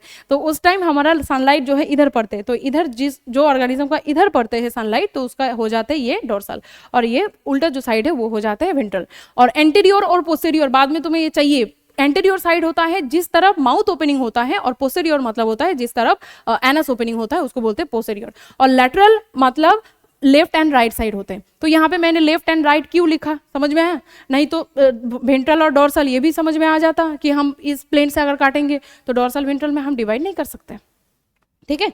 चलो सिमेट्री हो गया, अब आते हैं कहाँ, डिप्लोब्लास्टिक एंड जार्म लेयर में आते हैं। कितना, कौन सा हुआ, कितना हुआ एक बार देख लेते हैं। कितना नंबर था सिमेट्री, बोलो तो कितना नंबर था, कितना नंबर होना चाहिए? 5 सिमेट्री में होना चाहिए ना। ओके चलो नेक्स्ट, हाँ बोलो। Symmetry should be 4 and next germ layer should be 5। चलो 5 इसमें आते हैं, अब पढ़ेंगे हम लोग जार्म लेयर। देखो, जर्म लेयर मतलब होता है एम्ब्रायोनिक कंडीशन में ह्यूमन बीइंग का सेक्सुअल रिप्रोडक्शन पढ़ेंगे हम लोग। जब एक मदर बॉडी के अंदर कोई एक एम्ब्रायो का डेवलपमेंट होते तो वो शुरुआत होते हैं एक सेल से ना, और वो एक सेल कौन सा होते हैं? जाइगोट। कहाँ से आया है? ओवम और स्पर्म दोनों का फ्यूजन करके एक जाइगोट बना। तो वो जाइगोट से ही बार बार पहले 2 से 4, 4 से 8, 8 से 16, 16 से 32 ऐसे सेल बार बार डिविजन करके करके वो एक एम्ब्रायो बनाते हैं। तो उस कंडीशन में एक टाइम आता है जिसमें लेयर जो है वो लेयर 3 लेयर बनाते हैं सेल का। तो कुछ ऑर्गेनिज्म में 2 लेयर बनाते हैं, कुछ ऑर्गेनिज्म में 3 लेयर बनाते हैं। ये जो लेयर है इस लेयर को बोलते हैं जर्म लेयर्स। अब इस जर्म लेयर के ऊपर डिपेंड करके ऑर्गेनिज्म को 2 टाइप में डिवाइड कर सकते हैं। एक का हो जाते हैं डिप्लोब्लास्टिक, एक हो जाते हैं डिप्लोब्लास्टिक ऑर्गेनिज्म, एक हो जाते हैं डिप्लोब्लास्टिक ऑर्गेनिज्म, और एक आ जाते हैं ट्रिप्लोब्लास्टिक ऑर्गेनिज्म। ट्रिप्लोब्लास्टिक ऑर्गेनिज्म नाम सुन के तुम्हें समझ में आ जाएगा डिप्लोब्लास्टिक क्या होना चाहिए, ट्रिप्लोब्लास्टिक क्या होना चाहिए। डाई मतलब 2 हो जाते हैं। तो यहाँ पे जर्म लेयर में 2 लेयर होगा, ठीक है। If there are 2 layer, if there is only 2 layers of cells in their embryonic condition, जिस लेयर को हम जर्म लेयर बोल रहे हैं, इसको बोलेंगे हम कॉल, क्या बोलेंगे? ऑर्गेनिज्म को डाल देंगे हम डिप्लोब्लास्टिक में, डिप्लोब्लास्टिक ऑर्गेनिज्म। इस ऑर्गेनिज्म को डिप्लोब्लास्टिक ऑर्गेनिज्म बोलेंगे। अब यहां से क्वेश्चन क्या आते हैं? क्या इतना इजी क्वेश्चन आएगा? नहीं। ये जो जर्म लेयर है, जर्म लेयर देखने में क्या बोला मैंने? 2 लेयर है ना। तो बाहर से सोचो ये लेयर, ठीक है, बाहर से सोच लो ये लेयर, और अंदर से और एक लेयर बनेगा, अंदर से और एक लेयर बनेगा, ठीक है। ये तो ये दोनों लेयर का नाम ऑब्वियसली तुम्हें पता होना चाहिए। बोलो, बाहर का एक्टोडर्म, वेरी गुड, और अंदर का एंडोडर्म। तो ये ओनली हम यहाँ पे लिख के रखेंगे ओनली एक्टोडर्म एंड एंडोडर्म। अच्छा, ओनली नहीं लिखना है, लिखना है आउटर, ये जो 2 लेयर है इसमें आउटर एक्टोडर्म, बाहर होते हैं एक्टोडर्म, और इनर में क्या होते हैं? एंडोडर्म, ठीक है। लेकिन इसमें बीच में एक अनडिफरेंशिएटेड लेयर आते हैं। आएगा तो क्वेश्चन क्या आएगा? आएगा तो क्वेश्चन आएगा कि डिप्लोब्लास्टिक जो ऑर्गेनिजम्स होते हैं इसमें क्या ओनली 2 ही लेयर होते हैं? आंसर होगा हाँ, 2 ही लेयर होते हैं, लेकिन इन दोनों के बीच में एक अनडिफरेंशिएटेड लेयर होते हैं जिसको बोलते हैं हम mesoglea. This is called mesoglea. But यहां पे लिख लेंगे हम लोग, बट देयर इज होगा, there is an undifferentiated layer called, इसको बोलते हैं क्या? मेसोग्लिया। और ये भी लिख के रखना है in between the ectoderm and endoderm. Ectoderm and endoderm के बीच में एक लेयर, अनडिफरेंशिएटेड लेयर। इसमें कोई सेल ऐसे एक्टोडर्म और एंडोडर्म में जैसे सेल होते हैं वैसा नहीं है, अनडिफरेंशिएटेड एक लेयर होता है जिसको बोलते हैं मेसोग्लिया, ठीक है। लेकिन अगर क्वेश्चन पूछे कि जर्म लेयर कितना है? 2 ही लिखना है, ठीक है, 2 लेयर है, लेकिन और एक बीच में होते हैं।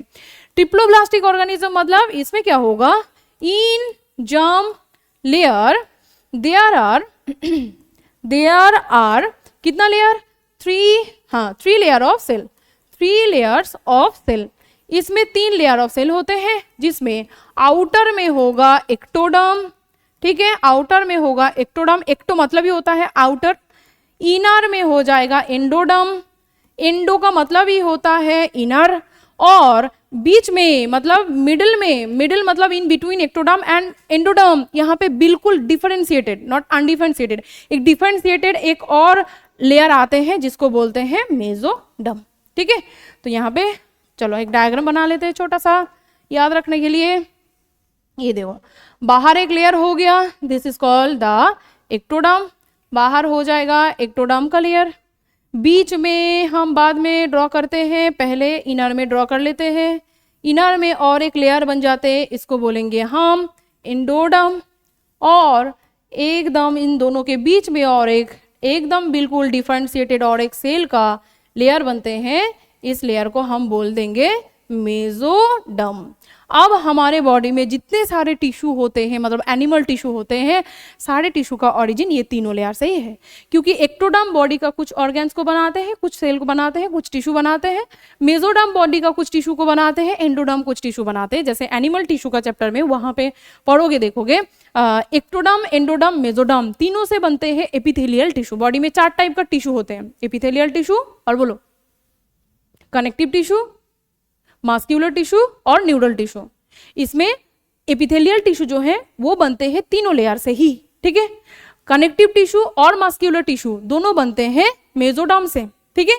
और जो मस्क्यूलर टिश्यू और कनेक्टिव टिश्यू बोला, और जो न्यूरल टिश्यू होते हैं वो बनते हैं एक्टोडर्म से, ठीक है। वो बाद में तुम्हें पढ़ना ही पड़ेगा, अगर अभी याद नहीं है तो बाद में भी पढ़ना है। लिखा दो कि नहीं बाद में? चलो लिखा ही देते हैं यहाँ पे थोड़ा सा। चलो देखो, ectoderm, ectoderm plus endoderm plus mesoderm, ठीक है। ये तीनों से एनिमल बॉडी में बनता है एपिथेलियल टिश्यू, एपिथेलियल टिश्यू, ठीक है, एपिथेलियल टिश्यू। देन अगर हम देखेंगे मेसोडर्म, तो मेसोडर्म से बनता है कनेक्टिव टिश्यू, ठीक है, प्लस बोलो मस्क्यूलर टिश्यू, मस्क्यूलर टिश्यू, ठीक है। मौसी मेरा मस्क्यूलर है, ऐसे याद रखना है, मौसी मेरा मस्क्यूलर है। कोई स्कूल में कोई कुछ बोले तो हम मौसी को बुलाएंगे। मौसी मतलब है मेसोडर्म और मस्क्यूलर है मतलब मस्क्यूलर टिश्यू। और कनेक्टिव टिश्यू को याद रखने का तरीका टिश्यू में सिखाएंगे, ठीक है। ये इधर हो जाते और आते हैं neural tissue. Neural tissue, neural tissue का ओरिजिन है एक्टोडर्म, ठीक है। अब देखो तुम लोगों के सिलेबस में ना ये डिटेल में नहीं है कि ऐसे आएगा कि बताओ मुझे कान कौन सा ये से आए हैं, कौन सा लेयर से आए हैं, कौन सा जाम लेयर से आए हैं, ऐसे नहीं पूछेगा। तुम्हें पूछेगा तो ये टिश्यू से पूछेगा कि कौन सा टिश्यू से, कौन सा टिश्यू कौन सा लेयर से आए हैं। इसे ज़्यादा नहीं आएगा कि हार्ट कौन सा कहाँ से आया है, ऐसे बताओ, ऐसे नहीं देगा, ठीक है।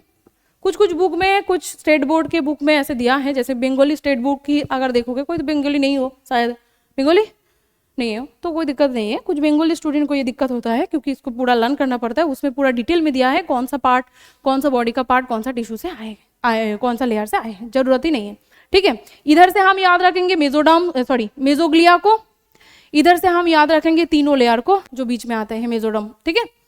तो जाम लेयर के ऊपर डिपेंड करके, अच्छा एग्जाम्पल बताना है ना, एक जाम लेयर के ऊपर डिपेंड करके हमने ऑर्गेनिज्म को कितने टाइप में डिवाइड किया, दोनों टाइप में डिवाइड किया, डिप्लोब्लास्टिक और है ट्रिप्लोब्लास्टिक। चलो इसका एग्जांपल ऑलरेडी फाइलम जब पढ़ेंगे तब पढ़ते पढ़ते हमें मिल जाएगा, फिर भी हम लिख लेते हैं। प्लैटीहेल्मिन्थेस से लेकर कॉर्डाटा तक ये आते हैं ट्रिप्लोब्लास्टिक में, ठीक है। प्लैटीहेल्मिन्थेस से ही शुरू होते हैं actually triploblastic. Platyhelminthes to Chordata जितना ऑर्गेनिज्म है सारे ट्रिप्लोब्लास्टिक, इससे पहले जितना है वो आ जाएगा डिप्लोब्लास्टिक में, जिसका एग्जांपल सिलेंटेरेटा लिख सकते हो, ठीक है। इसको लिख सकते हो सिलेंटेरेटा, बुक में शायद सिलेंटेरेटा लिखा है, सिलेंटेरेटा, ठीक है। और भी जब एक एक ग्रुप पढ़ेंगे, एक एक फाइलम पढ़ेंगे, तब भी तुम्हें वहां पे लिखा होगा डिप्लोब्लास्टिक ऑर्गेनिज्म, ऐसे लिखा होगा। तब कंफ्यूज नहीं होना है कि डिप्लोब्लास्टिक मतलब क्या है मैम, तब ट्रिप्लोब्लास्टिक मतलब क्या है मैम, क्योंकि वहां पे समझाया नहीं तुम्हें, डायरेक्टली लिखा है डिप्लोब्लास्टिक और ट्रिप्लोब्लास्टिक कौन सा है। हो गया, इतना समझ में आया है होप। अच्छा चलो टेक्स्ट बाकी है और दो चीज, एक है सिलोम, बहुत बहुत इंपॉर्टेंट है, इसको बिल्कुल इसका कंसेप्ट को क्लियर करके ही जाना। कितना होगा 6 ना। चलो सिलोम, सिलोम, चलो सिलोम के बारे में अगर नहीं पता, मैं जब क्लास ग्रेजुएशन में जब फर्स्ट ग्रेजुएशन का शुरू हुआ था मेरा, तो पहले मैंने एक कॉलेज में एडमिशन लिया, उसके बाद मुझे और दूसरा कॉलेज में एडमिशन मिला, फिर ऐसे ऐसे करके लगभग 4 कॉलेज में मैंने घूम लिया फास्ट एक मंथ में। हर एक कॉलेज में जाके जूलॉजी का टीचर जो है वो फास्ट क्वेश्चन यही पूछते हैं, नहीं पता मुझे क्यों, फास्ट क्वेश्चन यही पूछते हैं, बताओ हमें सिलोम का मतलब क्या है, ठीक है। तो ये बहुत इंपॉर्टेंट है ऑर्गेनिज्म के लिए सिलोम। सीलोम मतलब होता है बॉडी कैविटी, ठीक है। सीलोम मतलब होता है, सीलोम का मतलब ही, लैंग्वेज का मतलब ही होता है बॉडी कैविटी। लेकिन क्या सारे बॉडी कैविटी को हम सीलोम बताएंगे? नहीं बताएंगे। तो सीलोम के ऊपर डिपेंड करके हम ऑर्गेनिज्म को 3 टाइप में डिवाइड करेंगे, तो उससे तुम्हें पता चल जाएगा कि बॉडी का कैविटी मतलब सीलोम है कि नहीं है। फर्स्ट एक ऑर्गेनिज्म आते हैं, पहले हम प्रिमिटिव ऑर्गेनिज्म को हमें पढ़ना है, इसीलिए पहले हम पढ़ेंगे आसिलोमेट। आसिलोमेट, देखो हम ऑर्गेनिज्म को डिवाइड कर रहे हैं ना, तो हम लिखेंगे आसिलोमेट ऑर्गेनिज्म। दूसरा आ जाएगा स्यूडो, बोलो स्यूडो, स्यूडोसिलोमेट, स्यूडोसिलोमेट ऑर्गेनिज्म। मुझे बताओ कि बायो में स्यूडो का मतलब क्या समझते हो? फॉल्स, और लास्ट में आते हैं coelom. Very good, false. Coelom मतलब, स्यूडो मतलब होता है फॉल्स, ठीक है, झूठ मूठ का। देखो सिलोमेट ऑर्गेनिज्म, सिलोमेट ऑर्गेनिज्म मतलब होता है the organism who have no body cavity in their body। Body के अंदर कोई बॉडी कैविटी नहीं होगा, उसको बोलेंगे हम आसिलोमेट ऑर्गेनिज्म। उस ऑर्गेनिज्म को बोलेंगे आसिलोमेट ऑर्गेनिज्म। जैसे कि पॉरीफेरा, इसके बॉडी में बॉडी का जो कैविटी है वो कैविटी नहीं है, वो बस एक खाली है, उसको बोलते हैं हम स्पॉन्जोसील, वो आ जाएगा आसिलोमेट में। बहुत सारे ऑर्गेनिज्म और भी है जिसमें आसिलोमेट में आ जाएगा, जैसे कि प्लेटीहेलमिन्थिस पूरा ऐसे चिपका हुआ है, उसका इधर उधर कुछ लिप लाइक स्ट्रक्चर है या पेज लाइक स्ट्रक्चर है, तो प्लेटीहेलमिन्थिस सबसे अच्छा आंसर है, प्लेटीहेलमिन्थिस। और भी जब हम मेन फाइलम जब पढ़ेंगे तब हर एक फाइलम में तुम्हें लिखा है कि आसिलोमेट है कि सिलोमेट है, ठीक है। स्यूडोसिलोमेट का मतलब क्या होता है? इसमें बॉडी कैविटी प्रेजेंट होते हैं। पहले हम देख लेते हैं कि सीलोम का ही मतलब क्या है, फिर हम स्यूडोसिलोमेट और समझ में आ जाएगा। सीलोम मतलब है, अच्छा सिलोमेट बोलना है ना, सिलोमेट ऑर्गेनिज्म, सिलोमेट ऑर्गेनिज्म। पहले हम यहाँ पे बता देते हैं कि सीलोम का मतलब क्या है। सीलोम मतलब होता है body cavity which is lined by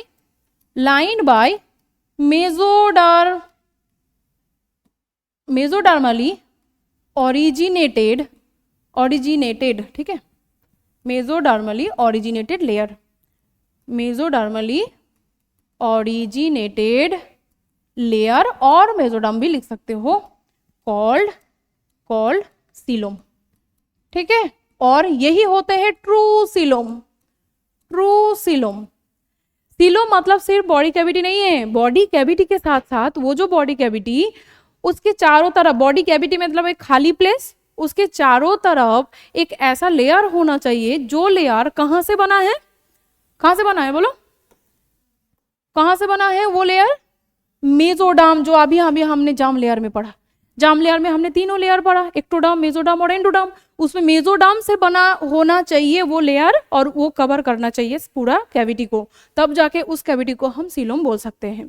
clear हुआ कि नहीं हुआ? अगर ऐसा ऑप्शन में है coelom means the body cavity, coelom means the body cavity which is lined by the mesoderm, none of them, ऐसा होगा तो सेकेंड जो आंसर है वो होगा आंसर, क्योंकि मेसोडर्म अगर लिखा नहीं है तो बिल्कुल वो सीलोम नहीं होगा, ठीक है। इसीलिए हम आ जाते हैं यहाँ पे। बॉडी में कुछ ऑर्गेनिज्म में बॉडी के अंदर कुछ कैविटी होते हैं, बट वो कैविटी के जो लाइनिंग है उस लाइनिंग में कोई भी ऐसा मेसोडर्मली ऑरिजिनेटेड कोई लेयर नहीं होते हैं, इसीलिए उसको बोलेंगे हम स्यूडोसिलोमेट।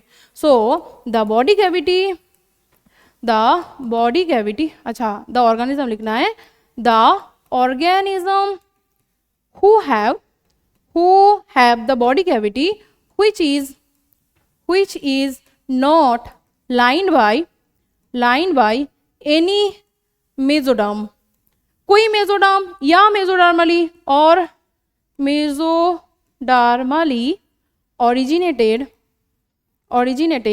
लेयर, कोई भी मेसोडर्म से नहीं बना, कोई भी मेसोडर्मली ऑरिजिनेटेड लेयर से कवर्ड नहीं है, ऐसे बॉडी कैविटी को हम बोलेंगे स्यूडोसिलोम, कैविटी को बोलेंगे स्यूडोसिलोम। और जो ऑर्गेनिज्म ये सीलोम को बीआर करते हैं, झूठ मूठ का सीलोम को बीआर करते हैं, उसको बोलेंगे स्यूडोसिलोमेट। स्यूडोसिलोमेट जब है, मेट जब है, तब समझ लेना वो ऑर्गेनिज्म है, और जब सीलोम, स्यूडोसीलोम, आसीलोम, उसका मतलब है सीलोम बॉडी कैविटी को बोल रहा है। तो यहाँ पे सीलोम मतलब क्या हो जाएगा, सीलोमेट ऑर्गेनिज्म मतलब क्या हो जाएगा, the organism who have the body cavity, बोलो क्या होगा, इजी हो गया, which is lined by, बोलो मेसोडर्म लिख सकते हैं, और मेसोडर्मली डिराइव्ड कोई लेयर ब्रैकेट में लिख के रखो। ह्यूमन बीइंग में जो दिखता है, चलो एक डायग्राम बनाते हैं, ह्यूमन बीइंग में जो दिखता है ऐसे, ये है ह्यूमन बीइंग का हेड किसी का भी, ये है हाथ, ये है थोरैक्स, ये है एब्डोमेन, ये है नीचे का पार्ट, ठीक है। तो इस रीजन में हमारा, इस रीजन में चलो यहाँ पे होते हैं लंग्स, ठीक है ना, यहाँ होते हैं लंग्स, इस बीच में होते हैं हार्ट, दिस रीजन, यहाँ पे होते हैं हार्ट। इन दिस रीजन एक मसल है बहुत स्ट्रॉन्ग जिसको बोलते हैं हम डायाफ्राम, और ये डायाफ्राम ही हमारे बॉडी को दो हब में डिवाइड किया है।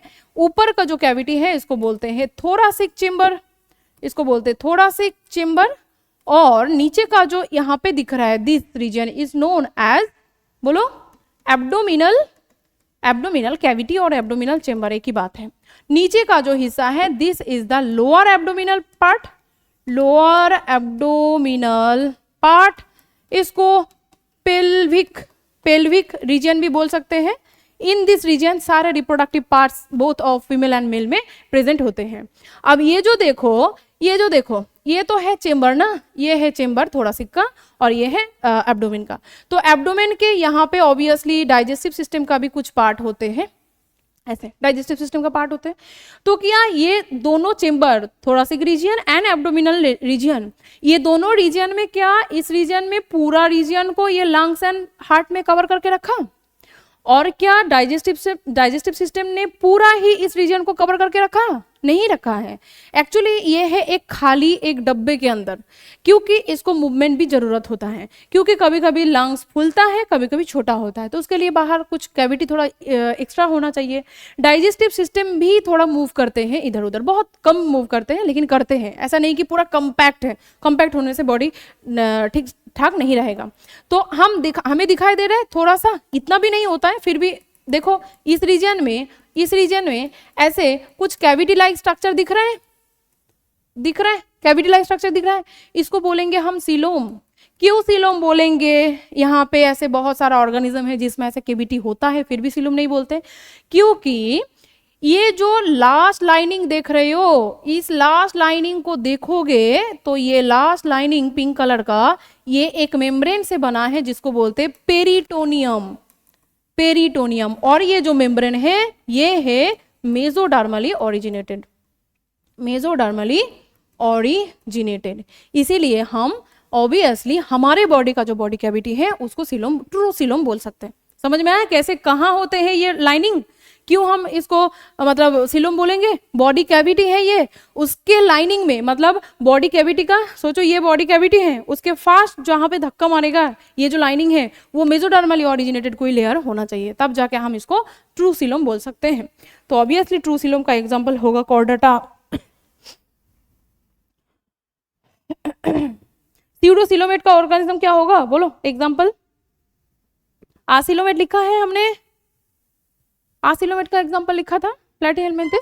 स्यूडोसीलोमेट एक ही है, उससे ज्यादा एस्केलमिन्थिस, वो उसके बिना कोई नहीं है, ठीक है। तो ये याद रखना बहुत इजी है, एस्केलमिन्थिस के बिना कोई भी एनिमल यहाँ पे स्यूडोसीलोमेट है नहीं। सीलोमेट में तुम लिख सकते हो, बाकी जो ऑर्गेनिज्म है वो होगा, प्लस कॉर्डाटा होगा, ठीक है। मेन जो फाइलम में जाएंगे उस फाइलम में ऑब्वियसली तुम्हें हर एक ग्रुप में तुम्हें दिखाई दे देगा कि कौन सा है और कौन सा नहीं है, ठीक है। नेक्स्ट देखो सेगमेंटेशन, चलो हो गया। नेक्स्ट कितना नंबर है, 6 ना, अब है 7। चलो 7 में चले, देखो सेगमेंटेशन यहाँ पे एक टाइप का सेगमेंटेशन दिया है जिसको बोलते हैं मेटामेरिज्म और मेटामेरिक सेगमेंटेशन। क्वेश्चन आता है मेटामेरिज्म किस में दिखता है, मेटामेरिक सेगमेंटेशन। देखो सेगमेंटेशन मतलब है ना, बॉडी कुछ सेगमेंट में डिवाइडेड होते हैं। बोलो हमारा बॉडी सेगमेंटेशन, हमारे बॉडी में सेगमेंटेशन दिखता है? दिखता है। सिक्स पैक करेंगे तो हमें दिखाई देगा। सिक्स पैक जब बनते हैं तो मसल्स का जो डिवीजन है वो सेगमेंटेशन के लिए आते हैं, नहीं तो नहीं आता। ठीक है, सेगमेंटेशन, मेटामेडिक सेगमेंटेशन किस में मिलता है? मेटामेडिक सेगमेंटेशन मिलता है एनीलिडा में, जो तुम्हारे सिलेबस में दिया हुआ है। कैसे? अगर हम कोई एनीलिडा को देखेंगे तो ये एनीलिडा का मतलब ये होता है, देख लो यहाँ पे बता देते हैं। एनीलिडा आए हैं जो टर्म से, वो है एनियूल्स। एनियूल्स का मतलब होता है रिंग, ठीक है, और एनीलिडा मतलब होता है, एनियूल्स मतलब होता है रिंग। तो वो ग्रुप ऑफ ऑर्गेनिज्म, वो फाइलम जिसमें जो ऑर्गेनिज्म में body is made up of ring like structure, उसको बोलेंगे हम एनीलिडा। तो यहाँ पे देखो ऐसे बहुत सारे रिंग लाइक स्ट्रक्चर से बनते हैं। मैंने थोड़ा सा रिंग को फ्लैट बना दिया, लेकिन ऐसे तो होते हैं, ऐसे टाइप का होता है ना ऑर्गेनिज्म देखने में, ऐसे। इधर इसका अगर माउथ ओपनिंग है, इधर इसका एनस ओपनिंग है, तो इसमें जो एक एक सेगमेंट दिखता है रिंग लाइक, इसको बोलते हैं मेटामेयर। मेटामेयर सेगमेंट्स ऑफ बॉडी, हर एक सेगमेंट को बोलते हैं मेटामेयर। और इस प्रोसेस को हम मेटामेरिज्म भी बोल सकते हैं। मेटामेरिज्म और मेटामेरिक सेगमेंटेशन और मेटामेरिक सेगमेंटेशन। एनीलिड में जितना ऑर्गेनिज्म है, लीच से लेकर, लीच मतलब हिरुडिनारिया, ये किसका एग्जांपल? मैंने इसका एग्जांपल नहीं बोला, कौन है ये? आर्थोम। बोलो आर्थोम का साइंटिफिक नेम क्या है? फेरेटिमा पास्थुमा। तो पास्थुमा तुम्हें याद चाहिए नहीं, क्योंकि स्पीसीज का नाम तुम्हें देगा नहीं, सब फाइलम तक, जेनस तक ही है। इसका नाम है फेरेटिमा पास्थुमा, आर्थोम का साइंटिफिक नेम। और लीच का लिख के रखो, एक हो जाएगा फेरेटिमा। चलो साइंटिफिक नेम भी लिखो, फेरेटिमा, नहीं तो भूल जाओगे। फेरेटिमा मतलब है आर्थवर्म, ठीक है, अंडरलाइन करना बिल्कुल, कल मैंने सिखाया था कैसे साइंटिफिक नेम हैंडराइटिंग में लिखा जाता है। उसके बाद है, बोलो हिरुडिनारिया, लर्न करना है सब नेम। ये है लीच, ठीक है, और एक है नेरिस। एक बार नेरिस का एग्जाम जो स्पेलिंग है वो मुझे एक बार देख के बताओ, क्योंकि मैं, हो सकता है मैं गलत हूँ नेरिस का।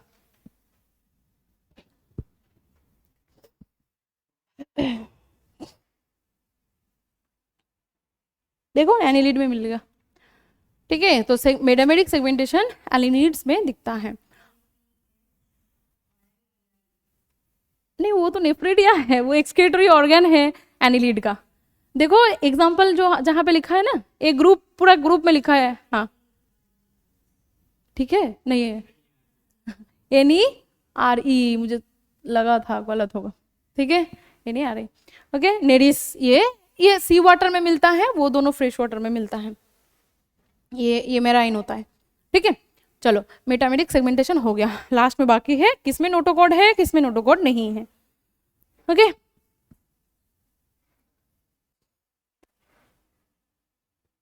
हो गया, चलो 8 होगा ना।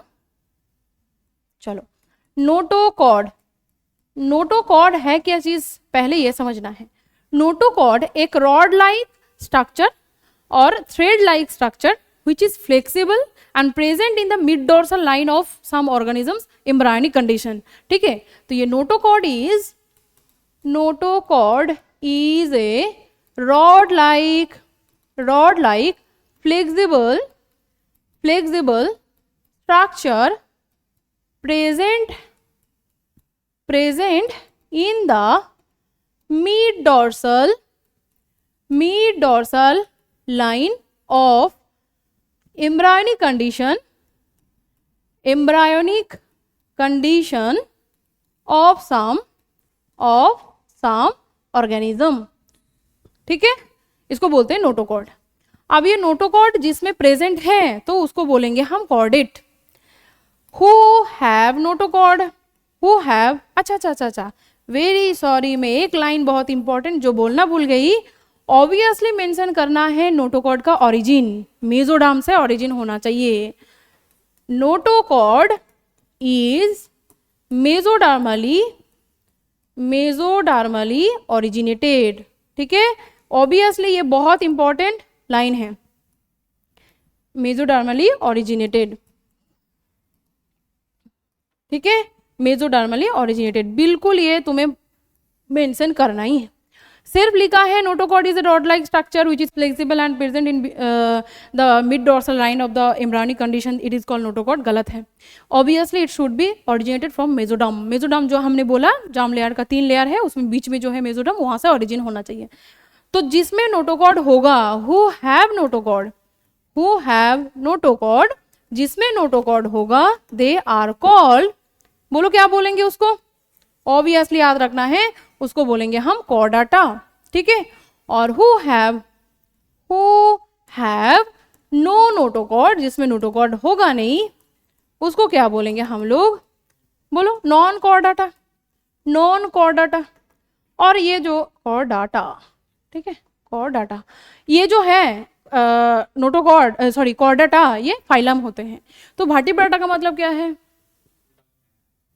विदाउट, हाँ बोलो भाटीब्राटा मतलब क्या होता है, तो फिर विद बैकबोन, और कुछ थोड़ा सा और भी एडवांस करके, अभी छोटे बच्चे का आंसर हो गया, ये 10th स्टैंडर्ड का आंसर हो गया, बोलो नीट स्टैंडर्ड का आंसर दो, क्या बोलेंगे, कल तो बोला था मैंने भाटीब्राटा, बोलो अनिल,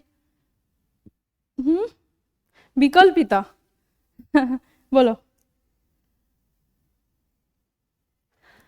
भाटीब्राटा मतलब वो ऑर्गेनिज्म जिसमें ये नोटोकॉर्ड बाद में जाके वर्टिब्रल कॉलम में बदलेगा, not only the presence of vertebral column, ठीक है, सिर्फ वर्टिब्रल कॉलम प्रेजेंट है उसको भाटीब्राटा बोलेंगे, ऐसा नहीं बोलना है, और एडवांस करके हाँ,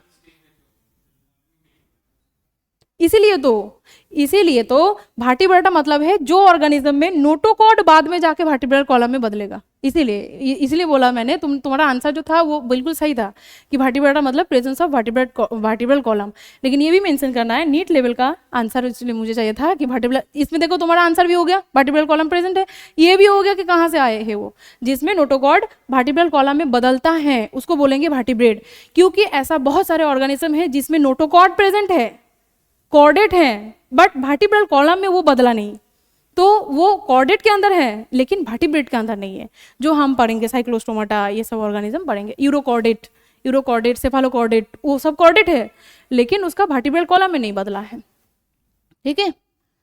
नॉन कॉर्डेट का एग्जाम्पल तो अभी बोला हमने, बोलो एक बार सुनते हैं, अभी और बेसिस ऑफ क्लासिफिकेशन है नहीं, इतना ही करेंगे आज, मेन फाइलम में नेक्स्ट क्लास में जाएंगे, चलो सुनते हैं एक बार, शुरू से फाइलम जो है नॉन कॉर्डेट वो पहले बताओ मुझे। पॉरीफेरा बहुत जाम कर गया बीच में, पॉरीफेरा, सिलेंट्रेटा, आज लर्न करना, कल क्लास शुरू होने से पहले हम पहले इसको पूछेंगे फिर जाएंगे, नहीं तो मेन फाइलम में जाने के बाद ना कंफ्यूज हो जाओगे कि किसके बाद कौन आए हैं, क्योंकि सीक्वेंस याद है तो बहुत सारे कैरेक्टर भी याद होगा, नहीं तो क्लासिफिकेशन एक ऐसा चैप्टर है जो पढ़ने का मन नहीं लगता है। हर एक स्टूडेंट को classification, biological classification, plant kingdom और एनिमल किंगडम, ये तीनों तो सबका दिमाग खराब करके रखा है, लगता है नहीं पढ़ेंगे, छोड़ देंगे, छोड़ने से कुछ नहीं चलेगा, क्योंकि क्लासिफिकेशन नहीं पता है तो मैं बाकी जूलॉजी बॉटनी पढ़ के कुछ फायदा नहीं है, क्योंकि क्लासिफिकेशन में सारे चीजें दिया है, कौन सा ऑर्गेनिज्म कहाँ बैठता है, फिर समझो उसके अंदर क्या है ना, तो पहले क्लासिफिकेशन अच्छे से पढ़ना है। एक बार अगर क्लासिफिकेशन का मजा आ जाएगा तो उसके बाद क्लासिफिकेशन ही अच्छा लगेगा पढ़ने में, ठीक है। तो इसीलिए क्लासिफिकेशन को ज़्यादा बोर नहीं करना है, क्लासिफिकेशन भी बहुत गुस्सा हो जाएगा, तो खुद भी पढ़ो, उसका मजा भी लो, ठीक है। ठीक है, आज के लिए इतना ही, कल पूछेंगे, सारे फाइलम पूरा लर्न करके आ जाना, ठीक है। Thank you.